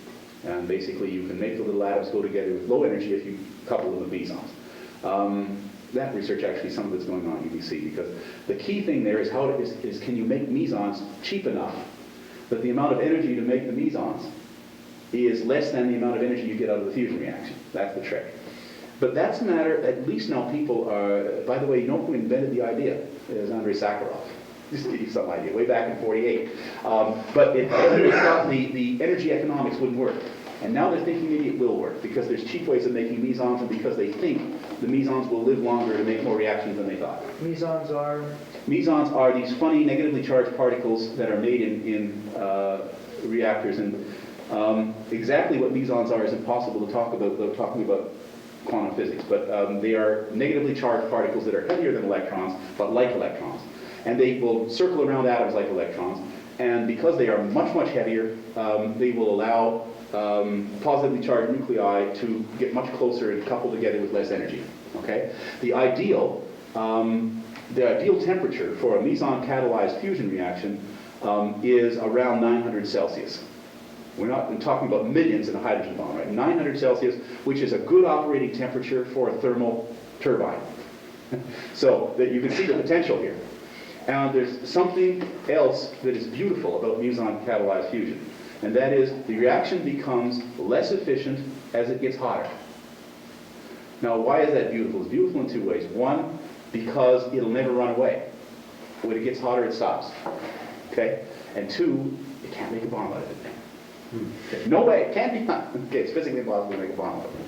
Okay, well, Andrei Sakharov got the idea in 1948. They looked at it for a few years and thought, oh my God, this is it. And then they said, oh, the mesons decay too quickly and it costs too much energy to make them, it won't work. And now they, of course, at UBC, they're working on ways to make mesons cheaply. Well, they've always been working at trying for a long time. And they also think that the mesons can now be made to last long enough, or they will last long enough, to catalyze more reactions than they thought using deuterium and tritium. The only thing you got to be careful about is the tritium, but there are ways to handle that. You just got to make sure it doesn't diffuse through things. And if you watch the tritium, and that's a relatively, compared to the breakup products of a fission reactor, this is a trivial problem. That's like handling medical radioisotopes. We know how to do that. So possibly, and it's still a big question mark, but there's hardly any money going into this. You can't make a bomb out of it, you know. But it'll sure make a good. Imagine a completely cheap, infinitely fueled, safe reaction that, with minor precautions, no more precautions than in a thermal plant, will be completely safe and non-life-threatening. That happens at 900 Celsius, and will provide essentially infinite power for free. That's a bit, you know. Why aren't we pouring millions of dollars into that to try and make it happen? You see what I mean? Presentations that I'm going to make, or have in the middle of making, were really intended as a sequence. And last night what I did was to talk about the various global problems which had not been properly addressed by various political and economic authorities in our society, and which are beginning to come to something of a head as a crisis. And I talked at great length about these. Most of them are summarized in the what is come to be known as the Brundtland report, or the report of the UN Commission on the Environment and Development.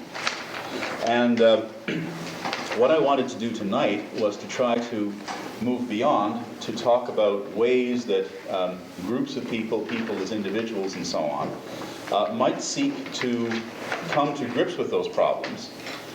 And there, of course, are a whole variety of options and ways to do that. And tonight, what I want to do is to try to come to grips with some of those options that we have. And I want tonight, I was hoping, would be much more interactive and much less of a lecture and more of a seminar.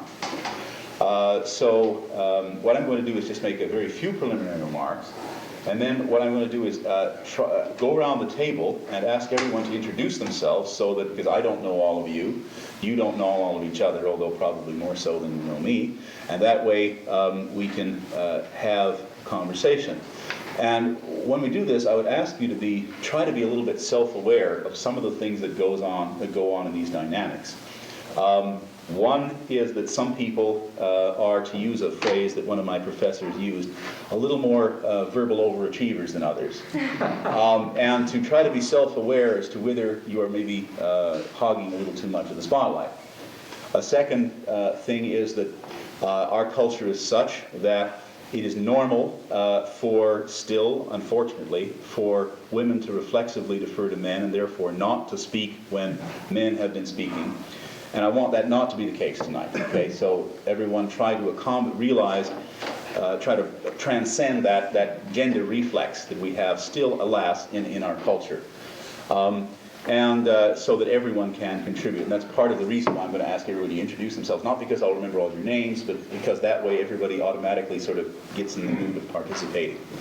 Now, all I want to say, by way of opening remarks, is that we run into problems which the political and economic authorities, meaning primarily, of course, the nation state and its leadership and the multinational corporations, are not, for a variety of reasons, properly addressing. And I went through all of the various problems last night, everything ranging from the degradation of the environment to the arms race to some very serious problems with agricultural degradation, deforestation, the ozone layer, greenhouse effect, and all of these other problems. And we have to ask ourselves, what are the best routes? And obviously there are multiple paths.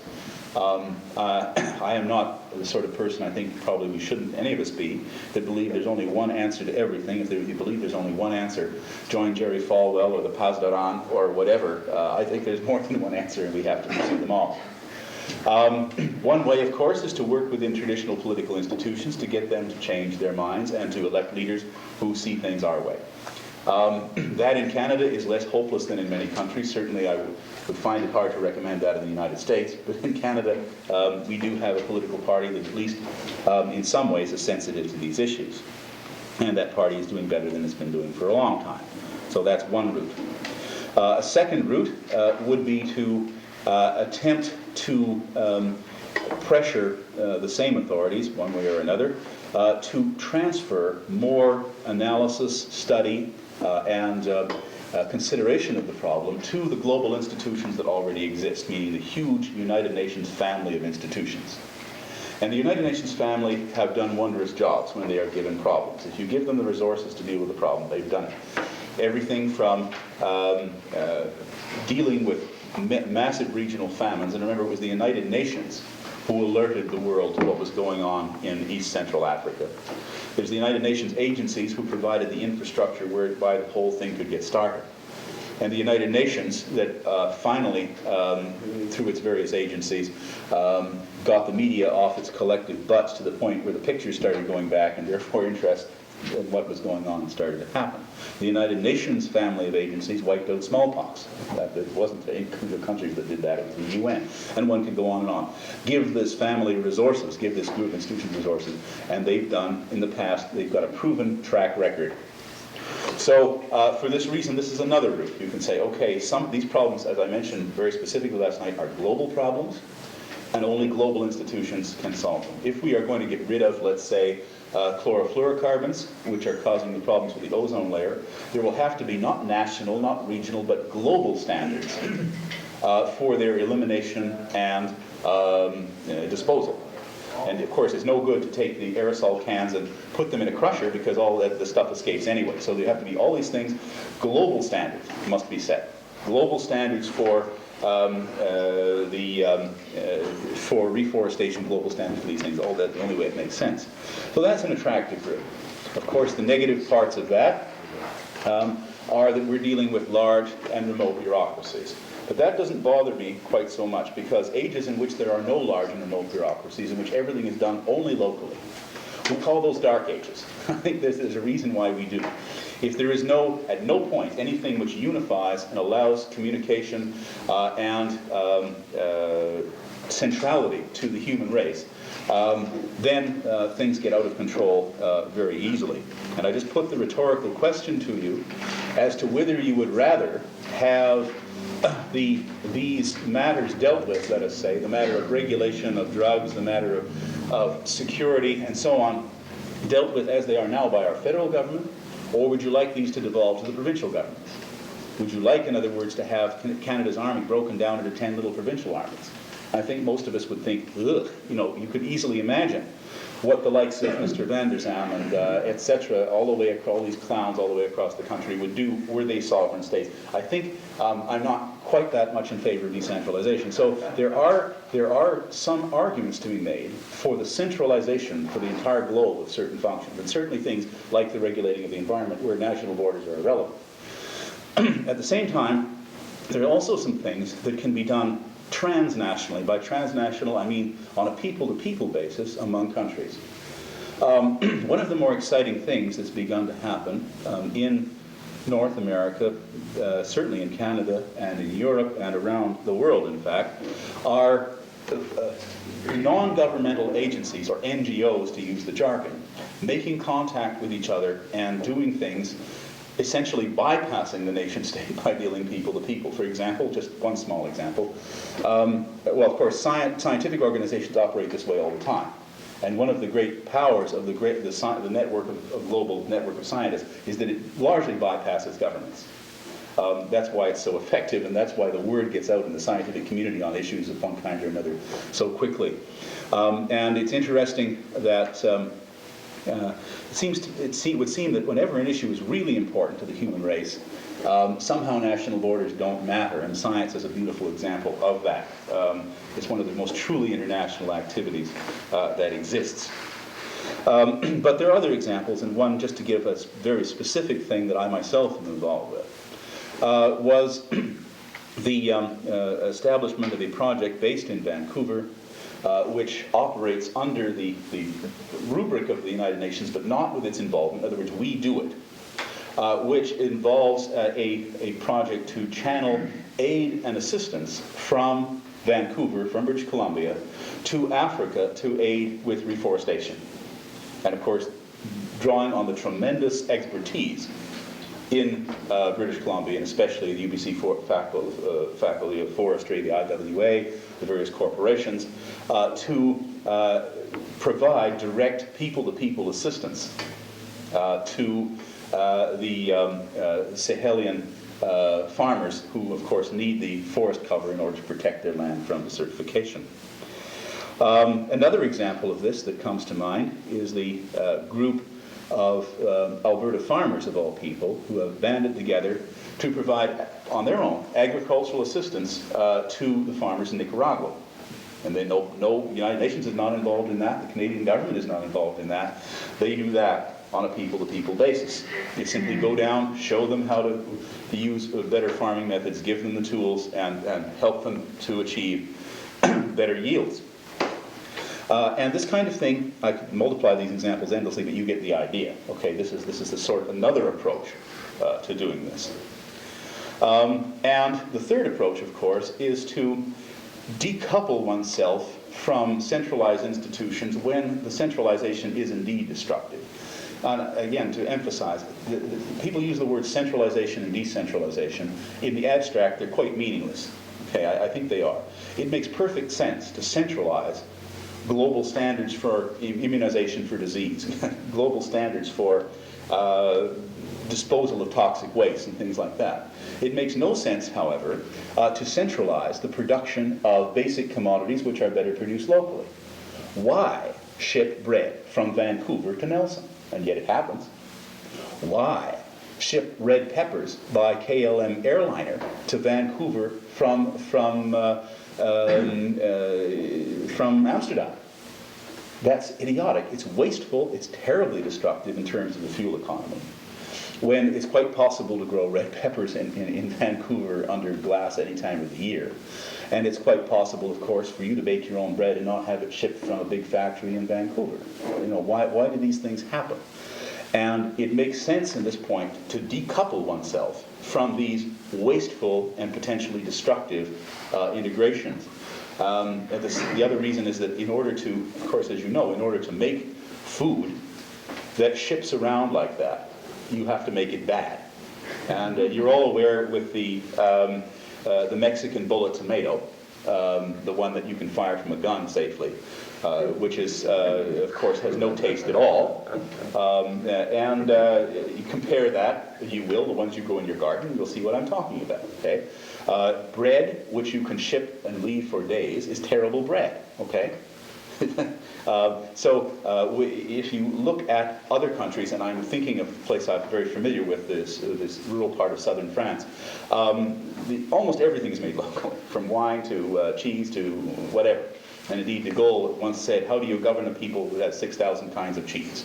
Well, of course, I mean, the local economy there dominates, and the inputs, inward, outward, are much less than they are here. No one would think of buying bread that's made in Paris. They would laugh at the idea, of doing this. It's always made in the local boulangerie, everything. So we can decouple ourselves. So basically, what I'm saying is that depending on the area, there are four kinds of things we can do. We can work on our government. Okay? We can directly on the issues, write letters saying we're terribly worried about internet pollution. Okay, we can and do other things like that. Elect candidates, ask them at all candidates meetings. By the way, it's worthwhile to go to these all candidates meetings and bug them and stand up. That's your right. This is one of the few times you get a chance to put these guys on the spot. And go to all candidates meetings and say, what about global pollution? What's your government going to do? Tell me specifically. Then, in addition to that, there are you can say, look, also, wouldn't it be better if we paid more attention to the United Nations system? And I have to tell you that the American media, for a variety of reasons, have turned very much against the United Nations system.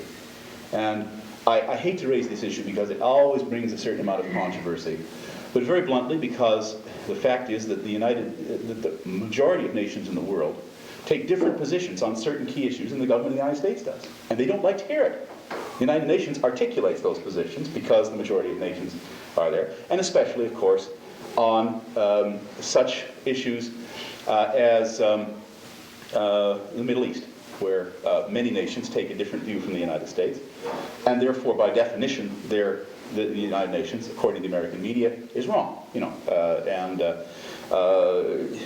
You've all heard about how horrible an organization is the UNESCO is, right? And one of the great charges, by the way, you never get a bill of specifics, do you, in the media? Well, one of the charges against the UN, and one of the things that the Reagan administration was most angry about, was that it wanted to start a program of peace research. They didn't tell you that, did they? That was what the U.S. was mad about. One of the things. Okay. All right. Anyway, so I'm arguing, let's not sell the United Nations system short. I'm not talking about the UN General Assembly, the whole body of specialized organizations. They're already in place. They're there. And give them a chance, and you give them some real power, and the more real power you give them, the better job they're going to do. And they've done a job for us in the past.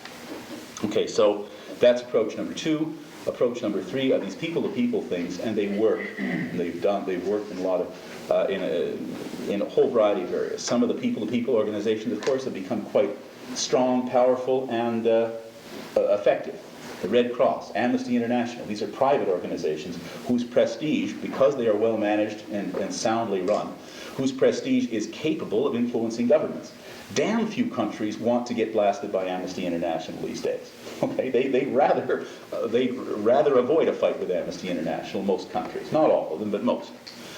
Damn few countries want to have something critical said about them by the Red Cross. Okay, so these organizations do have power, and they are private, volunteer organizations, and they can develop power and capability. Amnesty International has come in the space of barely 15 years from being something dreamed up by a London lawyer on the train going to work to being a major force in international politics. So, ladies and gentlemen, it can be done, okay? Just remember that. It can be done. And then finally, decoupling ourselves from destructive centralized economies. These can be centralized power grids, centralized food distribution networks, things that just don't make any real sense. Okay, and you can figure out what we're talking about in any specific case. Why build another dam when we can self-generate? Why build a huge coal-fired plant when geothermal hasn't even been investigated in this area? Not really. There's no geological survey for it, and so on. Go with these. Why develop a centralized, energy-intensive, capital-intensive technology when localized, labor-intensive, non-capital-intensive, non-energy-intensive technologies would do a better job? Okay, that's the kind of question we ask ourselves in level 4. So 4 separate agendas. All of these things can collectively move us away from the abyss and where we want to go. And what I would like now is to begin the process of interacting on this, because I'm not Jesus Christ, I'm not even John the Baptist. I can't fill out a blueprint for this for all of you, and I wouldn't even want to try, because you collectively have far more wisdom than any single individual. That's the other point, is that I keep so fed up with people talking about leadership. The fact is that we keep forgetting, we have lost sight of in the West, because of this obsession with individualism, of the strength of the collectivity. Okay? And it's something worthwhile. When I say that, I don't mean ein Volk, ein Reich, ein Führer. Okay? I mean the strength of organizations of people working together. And I suppose the Nelson Daily News will find out that I'm quoting Lenin here. But there was one thing that Lenin said, which I think is, he had some nice little examples of some of the points he would make before the Russian workers. And he raised up his hand and said, look, weak. These fingers by themselves are weak. United, a fist. Okay? And that was one of his famous ones. And it is true. We gain strength in the collectivity. And because we have become atomized, the extended family has been pulled apart into little nuclear families, and we live such as some of my friends' very sad little lives in little boxes stacked up above one another in the West End, which I've seen so many times. How anyone stays sane in that environment, I don't know. We live as social atoms. The whole society is structured that way, okay, so that we are that way. And we forget the power of the collectivity in the family, in the community, in the organization. And we should, in our society, we have to come back again and again and again to this, because so much of the culture is always pushing us the other way. Okay, so that basically is all I want to say. We have to find our power in the collectivity, not by listening to me as an individual, but precisely by working things out as a collectivity. And now what I'd like to do, and to begin that process of operating tonight as a collectivity, is simply go around and ask everybody to introduce themselves and to identify sort of, if there's anything about you that you think the group might like to know, what you've done, what organization you belong to, or whatever. I'll begin with myself to set an example. I'm Mike Wallace, which most of you know. I teach political science at UBC, which is not really all that relevant to what's going on tonight. I am Vice President of the United Nations Association in Canada, which is quite relevant to what's going on tonight.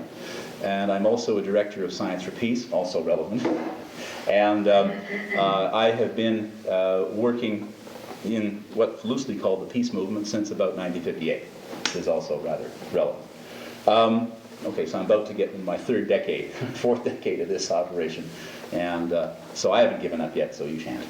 Okay, now I'll simply go around perhaps clockwise. I'm Janet Wallace, and I have 3 kids. I live in Uniondale across the lake. And I've been involved in environmental movement for a long time. I'm one of the directors of the local Citizens for Alternatives to Pesticides, and I'm also the director of the BC Citizens for Alternatives to Pesticides. I'm Michael Buck. I'm a freelance writer. I'm working for the Kootenay Review tonight. I'm Jess Franks, and I've been working with the peace movement for a number of years now. I'm Roy Franks. I'm more or less trying to support any show up at rallies and write letters and support with finance support wherever it's and a good NDP man. And I was very upset reading the Maclean's tonight with Diane Francis. She just tore the NDP apart. That's the first start we're going to try and do, I think. I'll say something about that when we finish the introductions, but... My name is Bill Freeman. I've been concerned with environmental and peace issues for quite a number of years. Just keep plugging away and working away at it. I'm John Stevenson, and I guess I could say that I haven't given up hope after being involved in these things for 45 years. I'm Joan Thomas. I'm a teacher of literacy to adults in East and Vancouver. I'm Helen Stevenson, and I live in Argentina, and I spent most of my adult life trying to figure ways to work with building attitudes of, I don't like the word peace, but anyway, cooperation and working with conflicts in good ways with children all the way from 2 to 72. Good. Perhaps before we go now, we go to the back row so we get the people in the back before we get back into the circle. Yeah. My name is Michael Gilpillen. I'm from Thrums, and I belong to a lot of different environmental groups.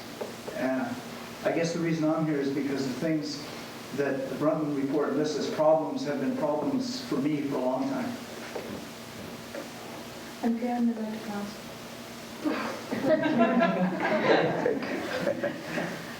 my name is Sandra Hartline, and I'm interested in labor-intensive local projects that people can work on in their own communities to overcome some of these environmental problems, economic problems. I remember when Norm Rubin was here the other night, he said something about fusion being, among other things, very capital intensive. and that the answers to our energy problems might be more labor-intensive and more varied than we have really thought about very imaginatively. And I'm interested in that kind of stuff. Good. Back to the circle there. Gentlemen, I came from Germany. I lived through the turbulent years of the rise and fall of the Third Reich, including 7 years of war, active. And now I look for ways and means to challenge authorities. And as a small step, I belong already to the local action group, anti-nuclear action group. I was twice in Hamburg protesting. And that's the beginning. My name is Dora Bilton. I'm new to the area, and my husband and I moved here several weeks ago because we wanted to raise our children in this type of community. I'm Tom Jameson, excuse me, an old hippie and product of the 60s who converted to being an independent ecological activist some 6.5 years ago, and am committed to an alternative approach stressing the structuring and authorizing of an agency specifically to oversee the transition to an eco-preservative society for reasons that I articulated at some length last night, during the expression of which I had some perception that there was feeling amongst the others that I was being a hog in the spotlight, and so shall shift the observer mode this evening.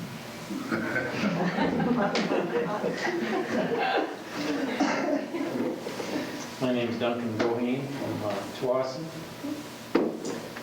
I'll just mention a few of the hats that I wear. I chair the Delta Foundation, which is a newly founded organization primarily for sponsoring third world development projects. I also chair World Community Service for District 504 for Rotary, which includes goes from Ladner up to Prince George. I've also do quite a bit of consulting work for a number of NGOs, particularly third world development, on policy matters, also on fund development. I do quite a few television programs, quite a few weekly programs. Currently having some discussions with Knowledge Network on some visual treatment of the Brundtland report. I do some writing as well. I'll stop there. Sorry to follow. I'm Vera Holiday, member of Voice of Women back from the 60s, and have been interested in peace-related movements ever since. Tried to support monetarily a group, a number of ones, not too active physically, but tried to support them monetarily. And yes. I'm Sean Dwyer. I've been working the last 5 or 6 years in Nelson, organizing basically educational events around peace issues, especially the last couple of years with these summer schools. That involves contacting people, raising money, graphic design, and publicity material. And I'm sticking to try and shift from education to political work for a while in the near future. I'm Linda Morris, and locally I'm involved in the West Arm Watershed Alliance. The Brundtland report struck a real chord with me, and I'm really determined to be here at any cost, because I think it's the most cohesive representation of those problems that I've seen in a long time. I'm Marty Mello, and I'm involved with several local peace and peace-related groups. I'm particularly excited when two or more groups can get together and work collectively on an event or a project. I'm really interested in that kind of work. And at the moment, I'm looking into the feasibility of possibly somehow developing a research center on peace issues, environment issues in this area. There's sort of pockets of people that have information. It seems that they should be drawn together into some sort of resource center. There's definitely a need for this, and it's just something that I want to look into. Some other people have expressed interest in that area. And the Brundtland report, of course, hits home, and I'm quite interested to follow up on that. I just had a letter from the United Nations that they're going into their second printing, so I'm looking forward to getting a copy relatively soon. I'm Brian Wyland, and I'm involved with the centers. I guess I started out initially a long time ago working on third world anti-apartheid things, and it just led in finding that everything's so interrelated, and coming out with, I guess, the same conclusions Brundtland does. You've got to work on them all. Yeah, I'm Robert Ferguson, and I've worked over the years on various peace and justice and environmental issues, and I'm also here because I feel this sort of encapsulates the whole concept of the destruction of our biosphere, and I'd like to see what kind of solutions we can come up with. I'm Howard Sorensen. I'm half of a team. The other half isn't here. She got tired today after 6 hours with the Indian program.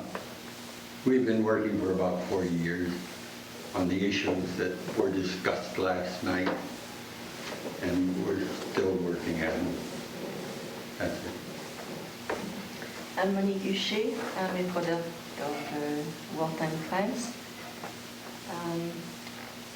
I'm the chairperson for the Reform Committee for Social Concern of the Catholic Nelson Diocese, a new member of the Center, and I believe in the strength of collectivity.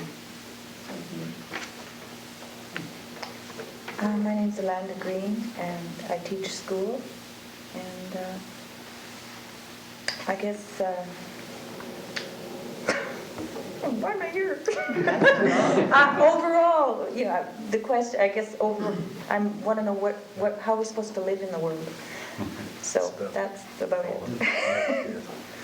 Well, already I've heard a lot of interesting information, and now we I think are a little more aware.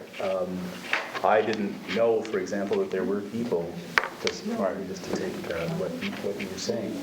I'm sorry. Oh, sorry. Way over there. Sorry. Yeah, I can hear that. I'm a member of the center, and I've been interested in peace and environment issues for a long time. Okay. Sorry, I said it somehow missed you over there because you were hiding over there. I see that. And I've learned a lot already just by everybody doing that. For example, Margaret, I didn't know there were people interested in starting such a center here, and that's very exciting. I'll talk to you about that later. Okay. But what I thought was we could skull around some of the things that we talked about last night. Obviously, formalizing or institutionalizing what we're trying to do here, and what number of summers I think people have been trying to do here. I've been up quite a few times, and is one thing that really needs to be done, and I think it's worth talking about that. But perhaps we could begin by raising some of the things that you raised and we were talking about last night. In basket number 1 that I mentioned, which is trying to affect our own political leadership at the moment, this had always been, until fairly recently, something that had always been a kind of a forlorn hope for the peace and ecology movements. You win an occasional victory around the edges. But the idea of getting a group of people in office who were fairly largely in agreement with your major goals had seemed fairly out of the question. Now, it looks as if there is at least, what can one say, an outside chance that such an eventuality may come to pass. And I know for myself and for a number of friends and so on, that the belief that it is more than a vague possibility is leading them to contemplate becoming politically active in mainstream politics in a way that they haven't for many years. I think there are both, myself, that there is promise and also a number of possible pitfalls in this. Pitfalls being two major varieties. One is that the more the NDP looks like, it might genuinely be an alternative government in terms of its standing in the polls, in terms of the number of visible and obviously competent people it can attract as candidates. Then the more likely those whose interests are threatened thereby will attack more and more viciously. And I mentioned that last night. I said, we know we're going to form the government when the Toronto Sun accuses Ed Broadbent of flashing in the children's department of Eden's. Then we know we've done it, okay? Okay? So the level of the attacks will increase. The second pitfall, however, is that in order to deflect those attacks, there may be a tendency, and there already is a tendency, in certain quarters in the party, to try and convince the electorate that really we're not that much different from the Liberals after all. Don't worry about us, we're really pussycats. And in the process, really rendering the exercise rather irrelevant. And the open question is, to my mind, how are those of us who have been off and on, actually most of us, I imagine, one way or another, active in these things for years, can attempt to avoid these kinds of things. What can we do? What ought we to do? What ought not we to do? Is it worth pursuing this particular path? And if people are interested in developing this a little more or sharing their thoughts on that, we can. If this is something that we're not interested in, we can move on to something else. But I thought at least I put that on the table. What are people's thoughts about that? I'd like to make one comment, and I guess that's coming, I'm a product of Saskatchewan and the NDP there, and the salaries that they make. Thank you. Okay, you're talking specifically in terms of uranium mining, I suppose. Uranium mining specifically. Yes. And to expect a party in power to not play power politics, I think is naive. I think that when they decided to do away with the waffle movement, which was not an electoral policy, they showed which way they were going. And I really feel that it's naive to think that there'll be anything but a new Liberals. Okay. Does everyone agree with that, or is that it? I have the feeling that the NDP, the general policy of the NDP, is a little bit too tame, because they are always afraid to step on somebody's toes, and you can't avoid that. You have to go according to the reforms you want to put through. Okay. I think that I've heard those things expressed, indeed, of course, at any number of NDP federal conventions, as we all. The problem is, of course, somehow, as you know, there are all sorts of mechanisms to deflect those opinions, and we've all seen those at work as well. Yes, Marty. I'd like to hear your comments on the Green Party in BC. Well, okay, the problem is I don't want to get, I almost ask everybody to turn tape recorders off, because I have problems, frankly, with some of the people in it, okay? And I don't want to get any... The biggest obstacle for the NDP to overcome in general elections. Do you mean to get elected or once it's elected? To get elected. Get elected. The fact that the corporate power structure in Canada will dig in its heels and do everything it can to try and see that it's defeated. Very simple, okay? Let's be honest. And the journalists, even the journalists say so in front, okay?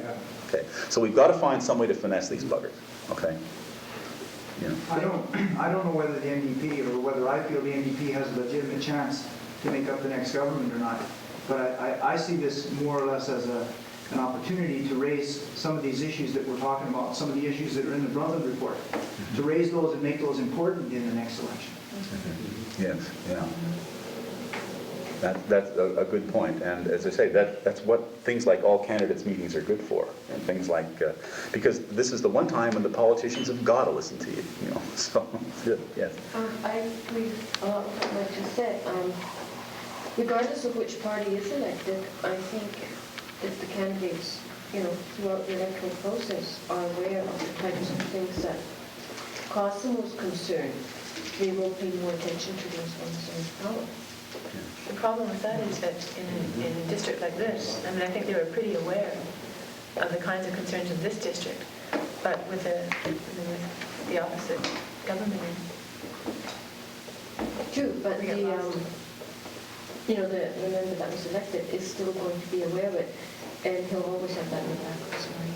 And, assuming that the same happens with all the How do you make sure that the awareness is kept foremost in the mind of the person once in power? Can I give you a little example of how this can work? Something that happened at the provincial level in my area just about a month ago, or well, a couple of months ago. There was a report that came down. It was leaked, a plan that the provincial government had to turn large parts of what are loosely and incorrectly known as the University Endowment lands in Vancouver into a condominium development. Okay? These areas, in fact, are park reserve, and they make sense as a park, ecological whole. There are salmon in those streams. Okay, you can believe that. You're right next to Vancouver. Okay, they're wildlife. I've seen coyotes. I've seen, it's quite amazing what's in there, and it is used as a major recreational asset. Okay, once this plan had been leaked, basically the Endowment Lands Parks Committee, which is a little volunteer organization that organizes keeping the trails clean and all these other things, organized a public meeting in a elementary school gymnasium. That gymnasium was certified by the fire marshal as holding no more than 300. 1,000 came. And they had to set up loudspeakers outside and TV monitors. The local social credit MLA, Kim Campbell, did the biggest job. She could get an Olympic medal for backwards bicycle riding, because talk about backpedaling out of that one. And obviously what she did was to go to the minister and to go, whether she can, whether Van der Zalm listens to any, especially women in this caucus, I don't know, but go to the minister and say, listen, I have got the biggest problem with this, and it was very clear, and everyone made this very clear, that if this plan were to go to head, and these are good upper middle class types, and these guys were arriving at this meeting furious about this in their Mercedes and BMWs, and you know damn well they weren't regular NDP supporters, okay? They were livid. And Kim Campbell is very clearly going to go to the minister and say, you do this and I might lose my seat next time, guys, okay? And I'll just bet you dollars to donuts it ain't never going to happen. Because the social credit the party got a tremendous shock when, for the first time in recorded history, one of the two seats in Point Grey went NDP, which was the only saving grace, from my point of view, of the last election. And the thought of losing both those seats in a very typically social credit upper middle class area would be of considerable distress to them.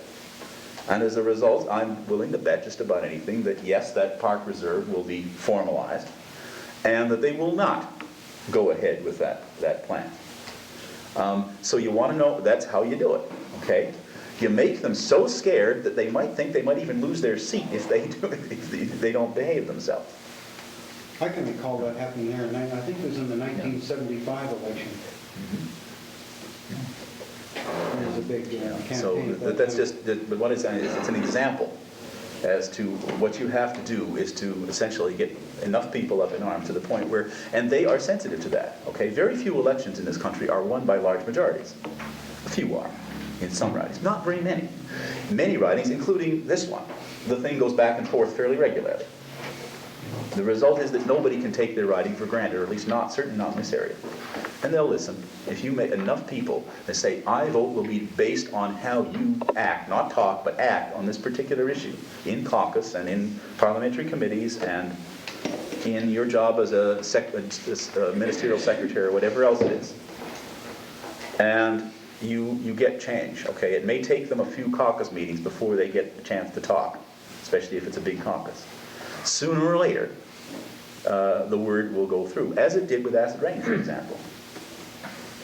Okay, as it did with acid rain. And the cottagers in these areas Again, not upper middle class people. But when the cottagers saw their maple trees dying and no fish to catch, it started to get through. And it became a crucial issue. Alone the word social democracy is in the minds of many, many Canadians connected with communism. And they don't know that, for instance, in Eastern Germany, the Communist Party, there's a different name there, allowed two other parties to exist, what we would call maybe liberals and Christian Democrats, but not the Social Democrats. And they still consider the Social Democrats their bitter and worst enemies. Of course, because what the Social Democrats say is we can do all your social agenda and not destroy political democracy in the process. And it scares the hell out of them. No, that's true. Everywhere, and this is the thing to emphasize when this crap about all that communism starts in. The point is that the biggest foes throughout the political history of post-war Western Europe of the communists have been the Social Democrats in every country, in France, in Germany, in Italy, right on through. And that is so clear that anyone other than someone totally blinded by media propaganda can see it. Okay, that is simply the history of it. What we're dealing with is we're not arguing here against facts. We're arguing with this media-generated hype. We're dealing with the people we're going to be dealing with are the Peter Worthingtons and the Lubor J. Zinks and the Doug Collins and the, you know what I'm talking about, and the Peter Pocklingtons and the Nelson Scalvanias of the world, who believe that the world belongs to them to rip off as they see fit, and will brook no interference with that. And they will do anything, absolutely anything, in order to keep the world that way. Okay. Now, that's going to be a battle, but I see no reason.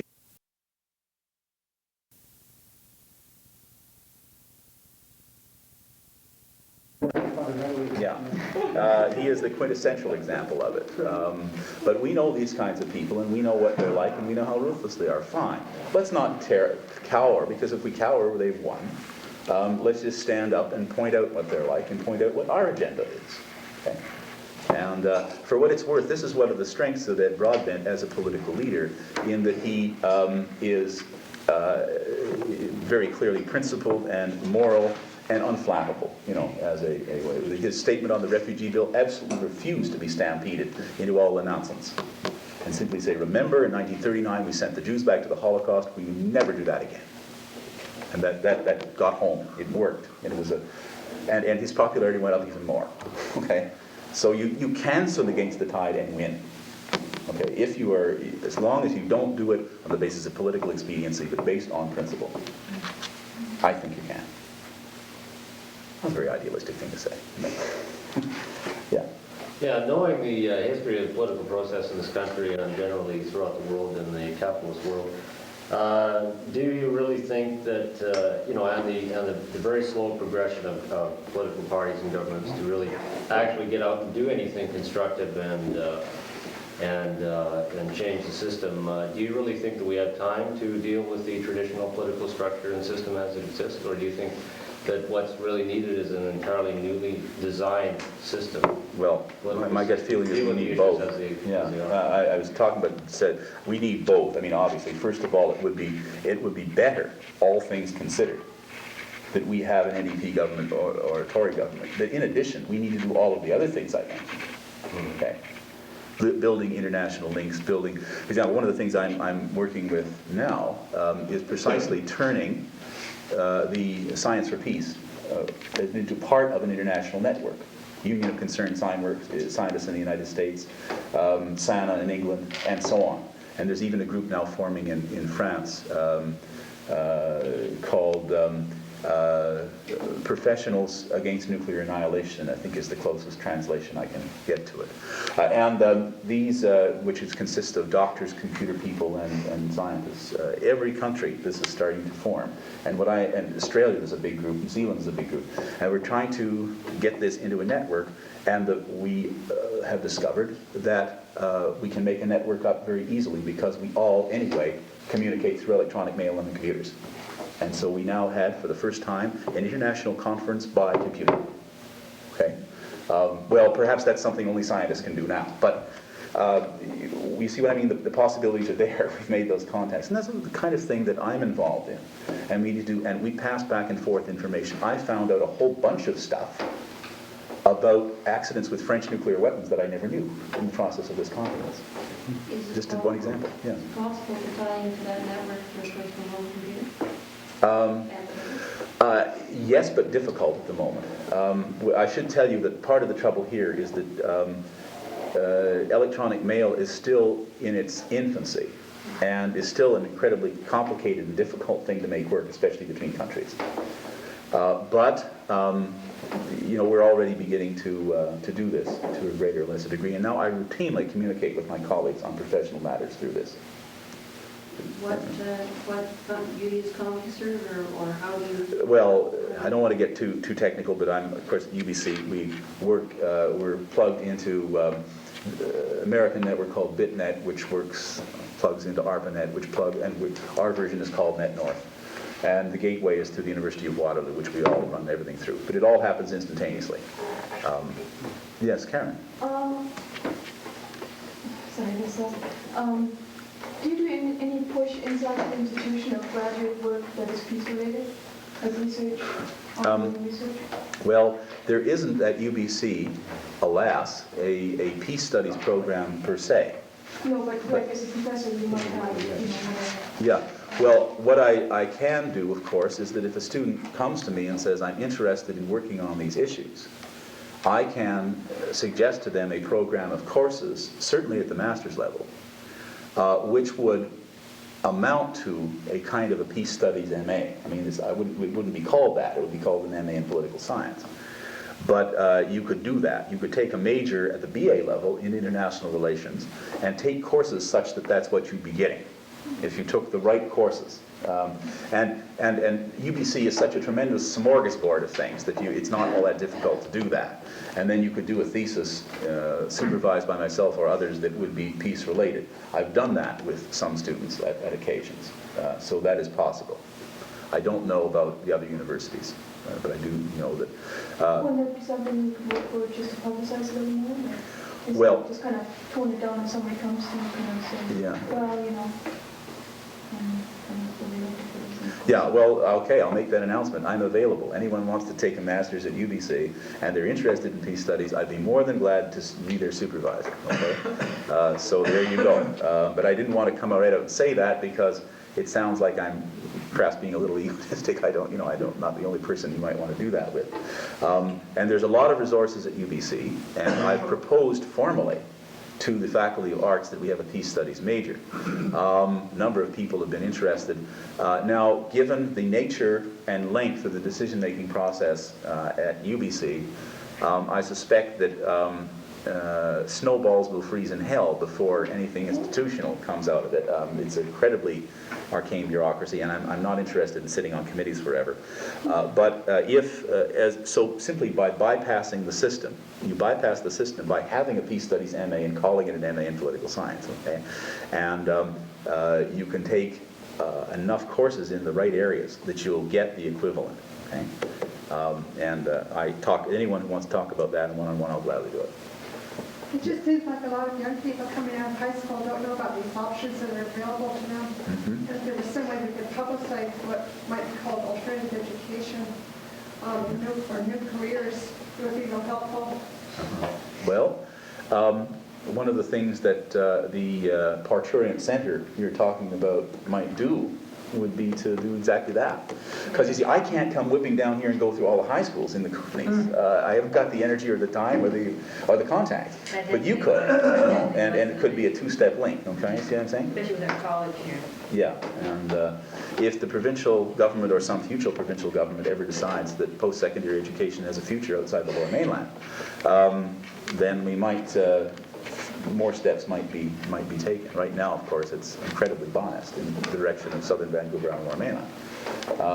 But if you can indeed take a major in international relations at UBC, and if you select your courses carefully, you can get what would amount to a peace studies major.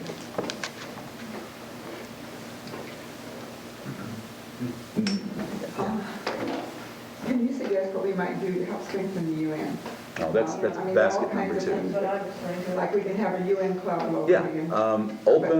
Yeah, start a Kootenay's branch of the United Nations Association. We'll help you. The Vancouver branch is one of the strongest in Canada, has the largest membership, and under the leadership of one of the most energetic people that I've ever met in my life, David Cadman.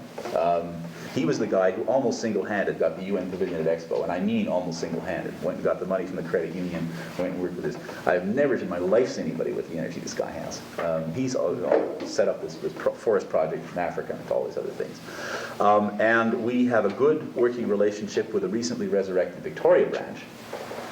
Basically what we're dealing with in the United Nations Association is that those of us who are active-oriented have to face a rather entrenched establishment in Ottawa who really feels that, oh, one mustn't speak out against the government, one must go along, you know. And a lot of the executive in Ottawa are ex-diplomats and, you know, that sort of thing. And so we have come to think of ourselves as, how shall I say, the provisional wing of the United Nations Association in Vancouver. And everybody knows that those wild men in Vancouver are always pushing at the edges. And we have done more to the point where, whereas Ottawa has done almost nothing. So what's happened is that now CETA is basically funding us and ignoring Ottawa. I mean, that's what's happened. And we have a lot of money directly and indirectly from CETA, from CIPS, the Canadian Institute for International Peace and Security, and so on. Including the conference I had on accidental war last year in Vancouver, including this Big Trees for Africa project, which McDonald himself, right in the ministry, saw that we got funding for directly. Okay. So if you were to set up your own United Nations Association branch here, we could give you a lot of advice and help, and you could be helpful to us by giving support for the more activist and far-sighted group within the United Nations Association, which is very strong. And yet we always have to battle Ottawa to get things done, okay? Because the executive director of the organization is a former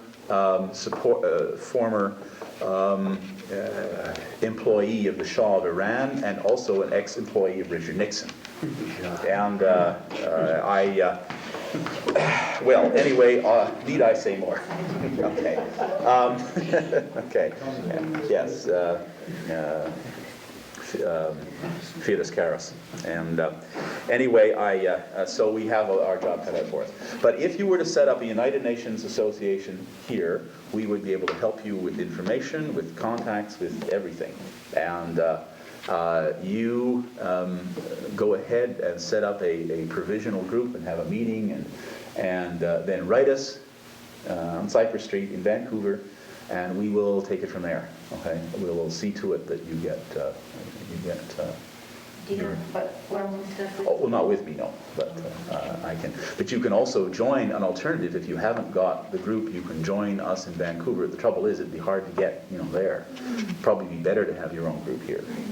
I can't see that increasing the power and prestige and clout of the United Nations.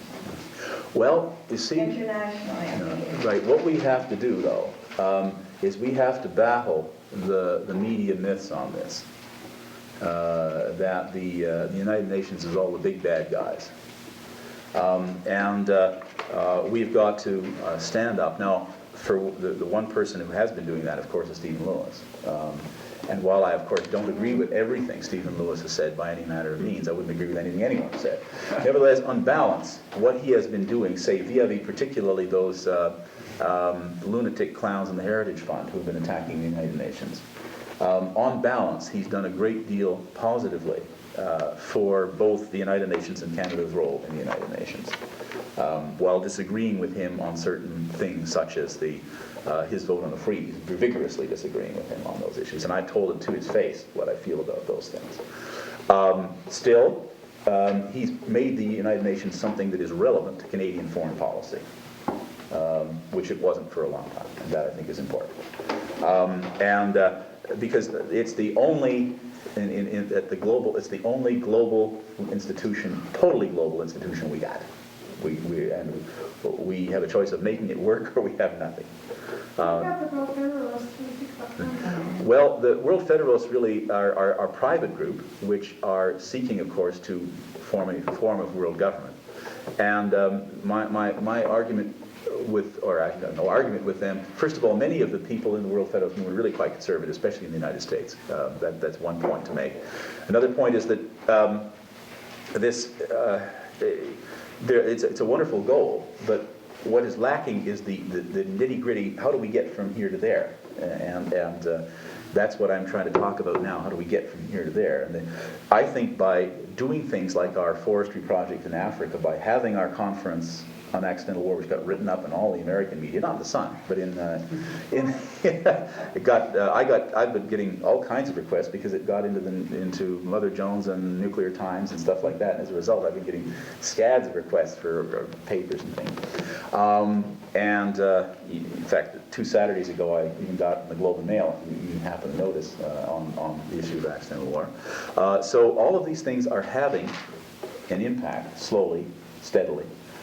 By being involved in these projects, we increase local awareness, and we, at the same time, are beginning directly ourselves to solve the problem. In other words, we're not just waiting for governments to start reforesting the Sahel. We are in the process of channeling expertise and funds to do it. Okay? That's what you got to do. And then you start feeling good about yourself, and you start feeling that this problem is soluble. Are you active in opposing that Canadian content podiums that CETA has?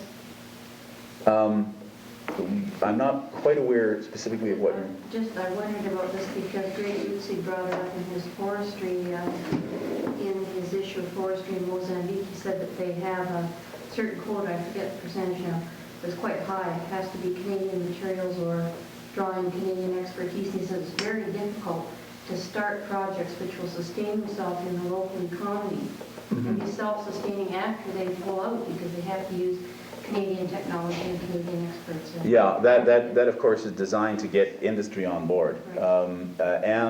Yeah, there are problems there, and certainly we are in an ongoing negotiations with CETA over these kinds of things. No question about that. It's all very slow, and it can be very difficult.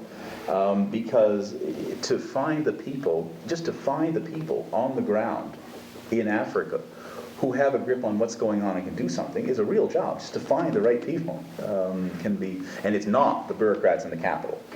Absolutely never is it the bureaucrats in the capital. All they do is sit around and write memos to each other, and so you avoid them. And to get around to find the people in the field who know what the hell's going on can be a real trick, and that's what we're trying to do now. Actually, is to get a cadre of people who we can interact with, and in the process, we have had also some of the Africans over for summer training programs at the UBC Forestry School and so on, that kind of stuff. But yeah, there are, of course, a lot of specific obstacles to these things. Visa restrictions of governments, there are import-export regulations, there are all kinds of repatriation requirements. It just, obviously a lot of sheer nonsensical red tape on the part of both our government and the government at the other end. Dealing with this is never much fun. Dealing with Ottawa bureaucracy, even Ottawa bureaucracy, let alone any other bureaucracy, which often works, is not much fun. But you do it because it has to be done, and you get the job done. Okay, and I think the job is getting done. Okay, the Trees for Africa project has become a major part of Canada's private foreign aid effort.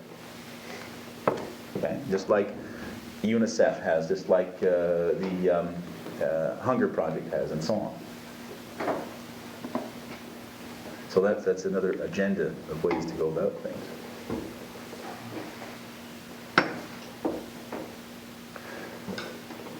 I was wondering what you thought about organizing the foreign policy offices at the municipal level to allow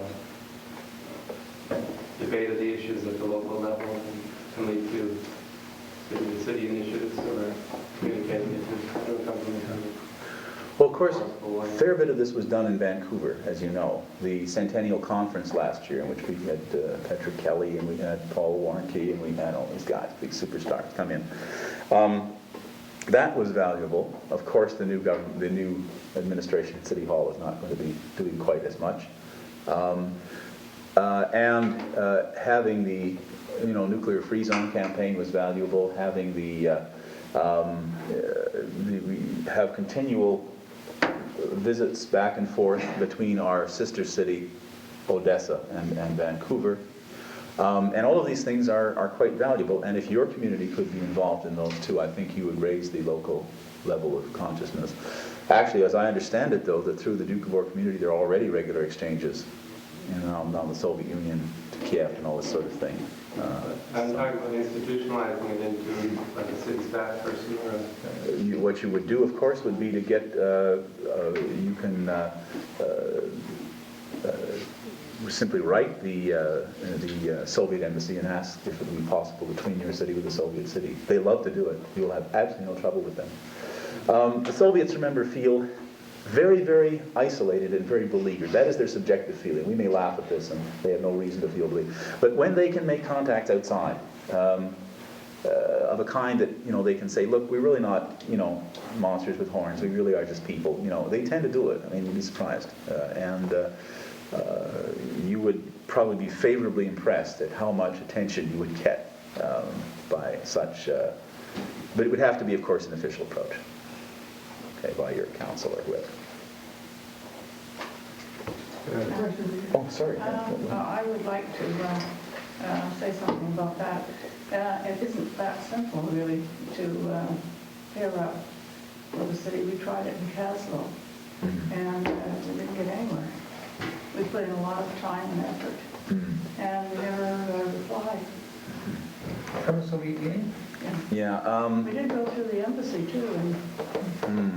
Well, there can be reasons for that. You need... the best thing you could have done, actually, would be to get in touch with the Vancouver aldermen who were involved in that for Vancouver and ask them. Okay. We were going through this ground zero. Now, when was that, yes? Well, that would have been 2 years ago, I guess.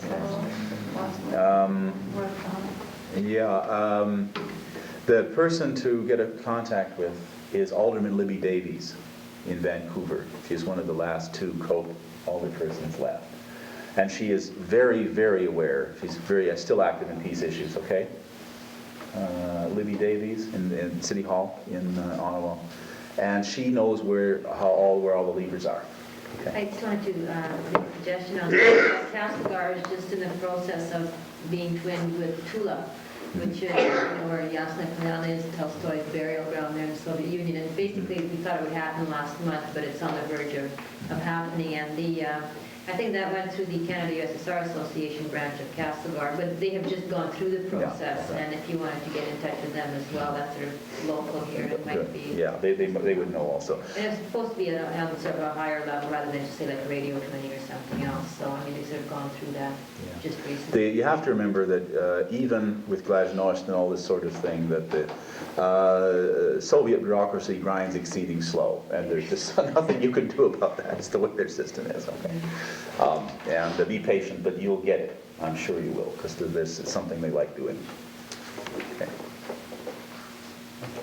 Yeah. A while ago, you mentioned decision making, and in the coming election time, tens of thousands of people will have to make a decision. But to reach a decision, that is a very interesting thing, because research has shown that even people with high IQs can be completely confused how the question is put to them. They say in one case, yes, but with the same facts, only clad in different words, they say no. Yeah. No, look, I mean, I obviously got a very thorough training in survey research at the University of Michigan when I was there, because that's where the mother lode for survey research is. I took lots of courses in survey design, and you can make changes in the wording which are almost imperceptible to a non-expert, which will create a difference in response of 15 to 20 percentage points. It ain't hard, okay? And that's why these polls that these nutty interest groups, some of the right-wing ones, publish are basically nonsense, because they ask the question in such a way, it's carefully designed to shift the thing in their direction. No problem at all, easy to do. Okay? Yeah. And sure, but the point is the polls that say that the NDP is looking good are very specifically done by organizations, such as Mr. Reed at Decima, who is a very, very professional person. I know him, I met him, who ask the question the same way each time. So you have a baseline, and they always ask the question the same way each time. And that's the only way that these questions relating party standing are valid. The other thing to point out, again, professional and technical detail here, is that almost never are shifts less than 3 or 4% statistically significant. Okay, so remember, unless it's a shift that's bigger than that, don't pay much attention to it. It's probably random noise within the sampling area.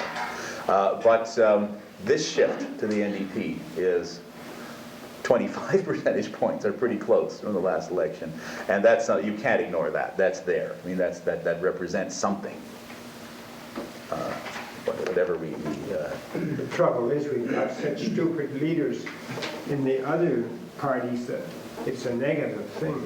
We don't want them, and we don't want them, so let's have this one. Well, I personally feel that typically governments are not beaten, they defeat themselves, or they lose. Okay, that's the normal state of affairs.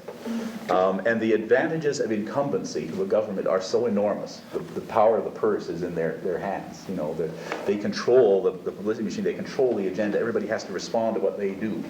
And you really have to screw up, you know, so that incumbency ceases to become important. The Liberals used the power of incumbency to vast effect for nearly 40 years, didn't they? It's a tremendous power, that incumbency. And they finally blew it royally. They screwed up so much that people got tired of it. It has taken the Tories, obviously, far less time to screw up and defeat themselves. Yeah. Yeah, more efficient in screwing up, okay? And yes, typically that's what happens. And at the same time, the Liberals, the logical opposition party, have an ineffectual leader who is very unpopular in French Canada. Okay. Polls show that Chrétien could beat everybody, as he would be Prime Minister if the Liberals chose him. Well, that, you know, the NDP perhaps only can hope that the Liberals will keep having trouble before the next election, because Jean Chrétien is a very charismatic guy who could take Quebec just like that. There's no question about it, and most of the rest of the country too. It's just that sort of insouciance, you say. You know, that Turner goes around looking like he's got hemorrhoids all the time. You know, that sort of. You know, it's got that tense. Yeah. How is Chrétien in terms of career? Well, I've never heard him. I've met him only once, and we were trying when Pauline Jewett was lobbying for what turned out was later called the Canadian Institute for National Peace and Security. And a number of us had been talking with people like Pauline Jewett, Dan Heap, and all these guys for a long time, and lobbying some liberals such as John Cassette, who was very much oriented towards peace. A few guys like that. Now there are some really good liberals. John Cassette's one, you know, obviously.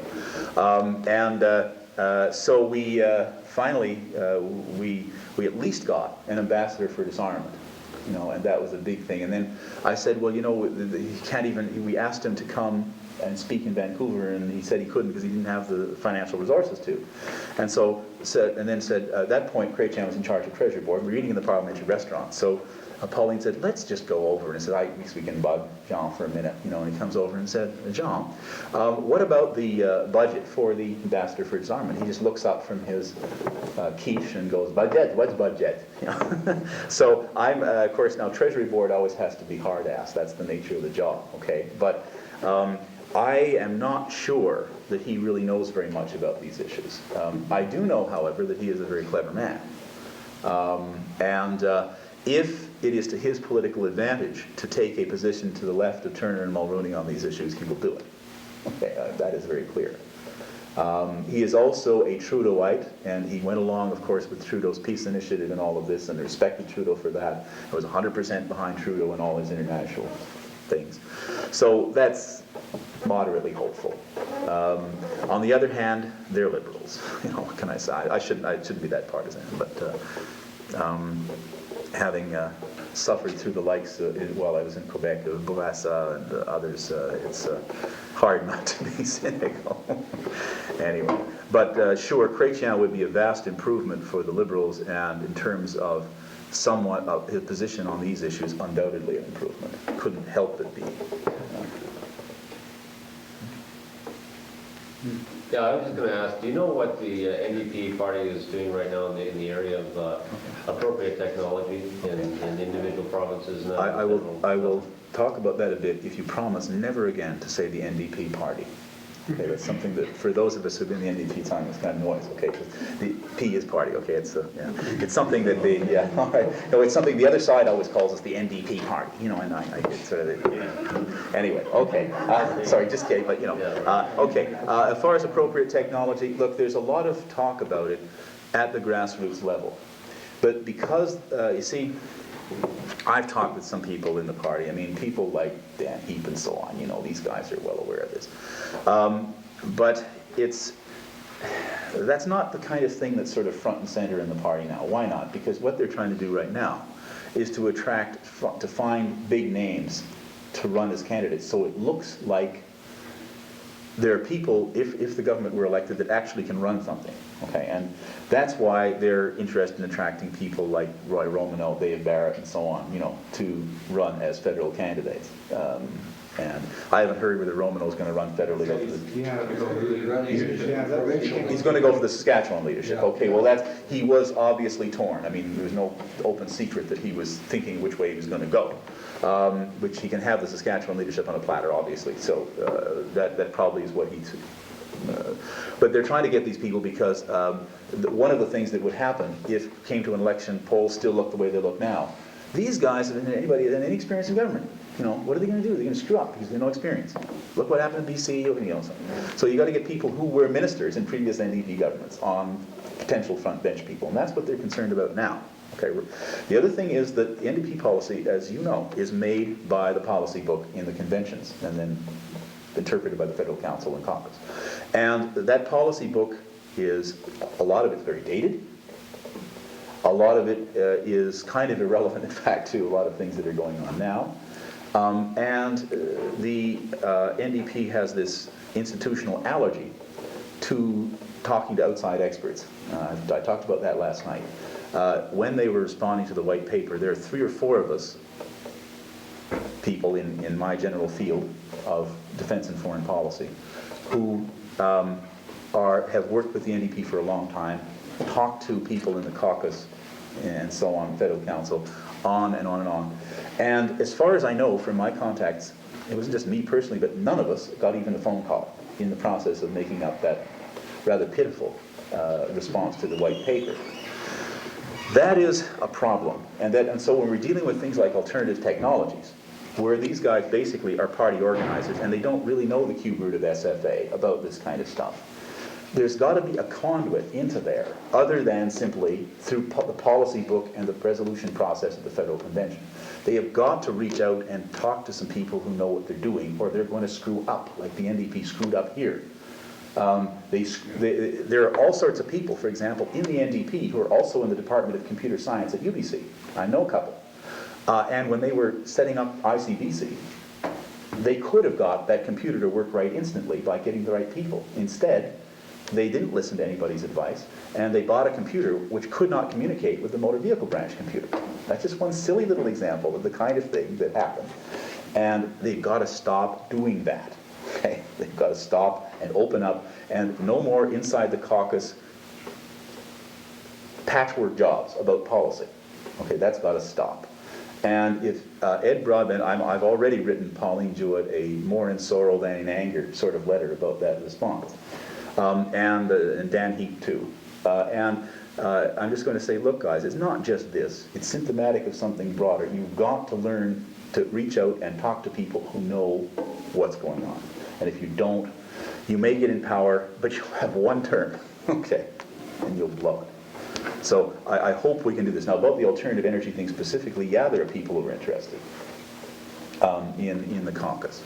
But they haven't really, they're very, very primitive and they're thinking about it. And some of them have read Schumacher and that's about it, okay? Yeah, good start. But I mean, but there's been no systematic thinking things through from first principles, none whatsoever. It's still very ad hoc. It's still, right now, everything is still in a buzz. And now, of course, that the polls are looking the way they do. The phones are ringing off the hook from here, there, and everybody wanting to know how to run for, how to become candidates, and now suddenly that we're popular, everybody wants to be a candidate. All the way through to the media who are calling from here, there, and everywhere. It's very chaotic, and nobody has in the last few months really had any time to sit down and think about much of anything, to be honest with you. So I hope that before the next election, the organization will gel a little bit more than it has. I suspect that Broadbent is aware of the problem at some level, and will gel the organization so that there will be task forces and committees to study these things and so on and so forth. How much influence did the Young Democrats have on the actual parent group? Not much. Okay, I mean, the Young New Democrats are sort of, the way they seem to be in the federal conventions I've been to is sort of treated a little bit like pets. You know, they said, "Oh, very nice," you know, pat pat, you know, sort of thing. And that may change if. They used to do that to women too until Ms. Dewar became president. They don't do that anymore now. She'd tear the strip off anybody who tried to do that. She's a very strong person indeed.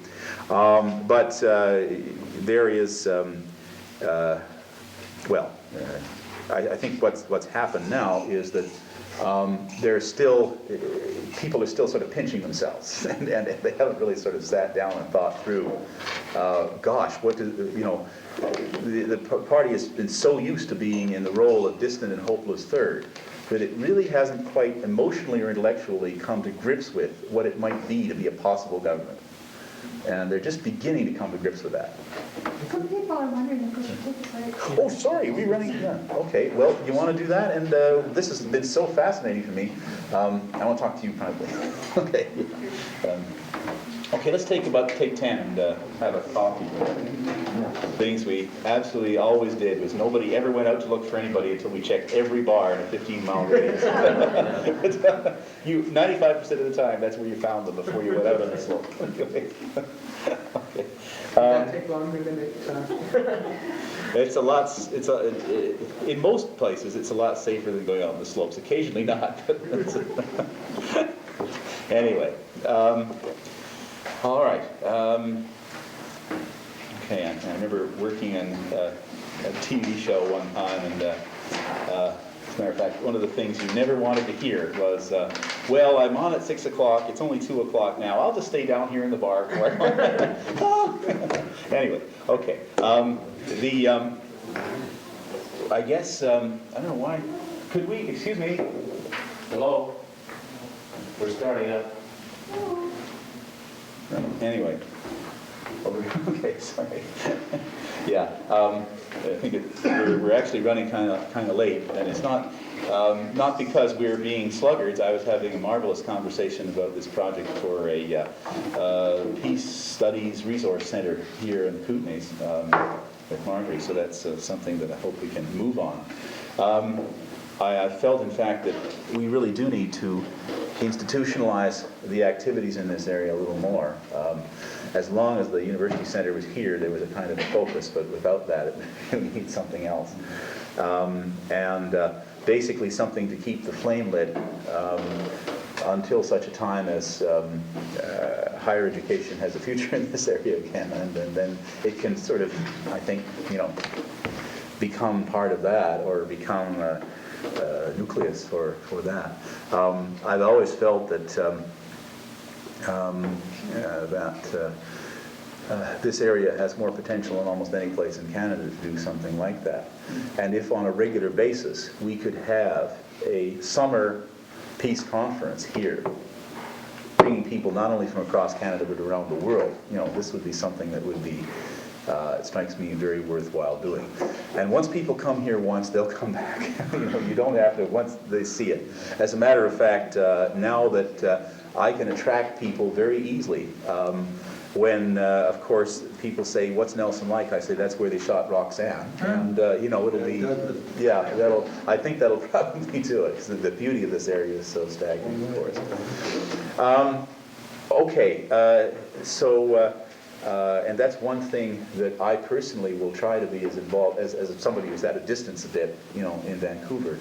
will try to involve myself with. As I see, the second thing is that anyone who is interested in pursuing peace studies, I can tell you, I should probably very quickly tell you that there are all kinds of peace studies programs in the United States. But the trouble is the Americans pretty much have to concentrate on their own problems. And the Americans to tell people how to make peace is probably, well, they're not always, they're so bound up with their own problems, which are so horrendous that, you know, it never feels quite right being involved in this too deeply. You know, you sort of have to stand back a bit. There is at least one full-fledged peace studies program in Canada, and that's at Conrad Grebel College in Waterloo. Okay? That is basically was organized by the Mennonites. And although it's not officially that, it's unofficially really a Mennonite program, kind of. And it's a very good one. Ernie Regier of Project Plowshares is its guru, sort of. And there's several other people in the philosophy department and those things that run that program. It's a good little program, but if you know, probably a lot of people don't have the resources of the time or the energy to go back east. And because, as I said before, those who would be interested, if you could know of people interested in going on and doing something like this, it is possible to do an international relations major in the Faculty of Arts at UBC, which can, if you tailor it right, be equivalent to a peace studies program by taking the right courses. Okay. And at the same time, you'll get a reasonably decent education, although you may have to use binoculars to see some of your professors these days. The classes are so crowded. In a situation where I finally had to limit my class to 120 out of, and nevertheless, it will be filled up on the first day of registration. I can assure you of that. It always is. So I can't handle 150 anymore. I had to reduce it. I have no teaching system. You know, well, that's the nature. That's what we're faced with at UBC right now. You see, it's just hopeless. Wow. Yeah, and we're trying to give 150 students direction on things like essays and so on, and get anything else done and stay sane. You know. Excellence in education, it's called. Yeah, it's called driving people nuts. You know. And, anyway, I can't do anything about that right now. As a matter of fact, the international relations professors have kind of given the dean an ultimatum: either we get more resources or we're going to can the program. And I think since he's got all these students in the program, he'll probably end up coming around. Okay, anyway, that's neither here nor there. At least a number of things then are already coming out of this meeting. One is something I didn't know about, which is you desire to do this and have a center here, or at Castlegar, or all of the above, or whatever. And that's a tremendously useful project and needs to be done. People have already talked to me about setting up a branch of the United Nations Association here. I will send to Marjorie a little care package with all of the relevant things in there as soon as I get back to Vancouver and get my hands on the materials. Those are some very specific things that can be done immediately. I would like to talk perhaps a little bit more about some of the other issues. We've already talked about some of the pitfalls that we all have with working inside and outside the NDP. We have talked a little bit about ways in which we might plug into the United Nations system at a personal and community level, or plug into other countries at a personal and community level. And there's still lots more to talk about there. We could run this on for another week just to deal with all the things that one can do.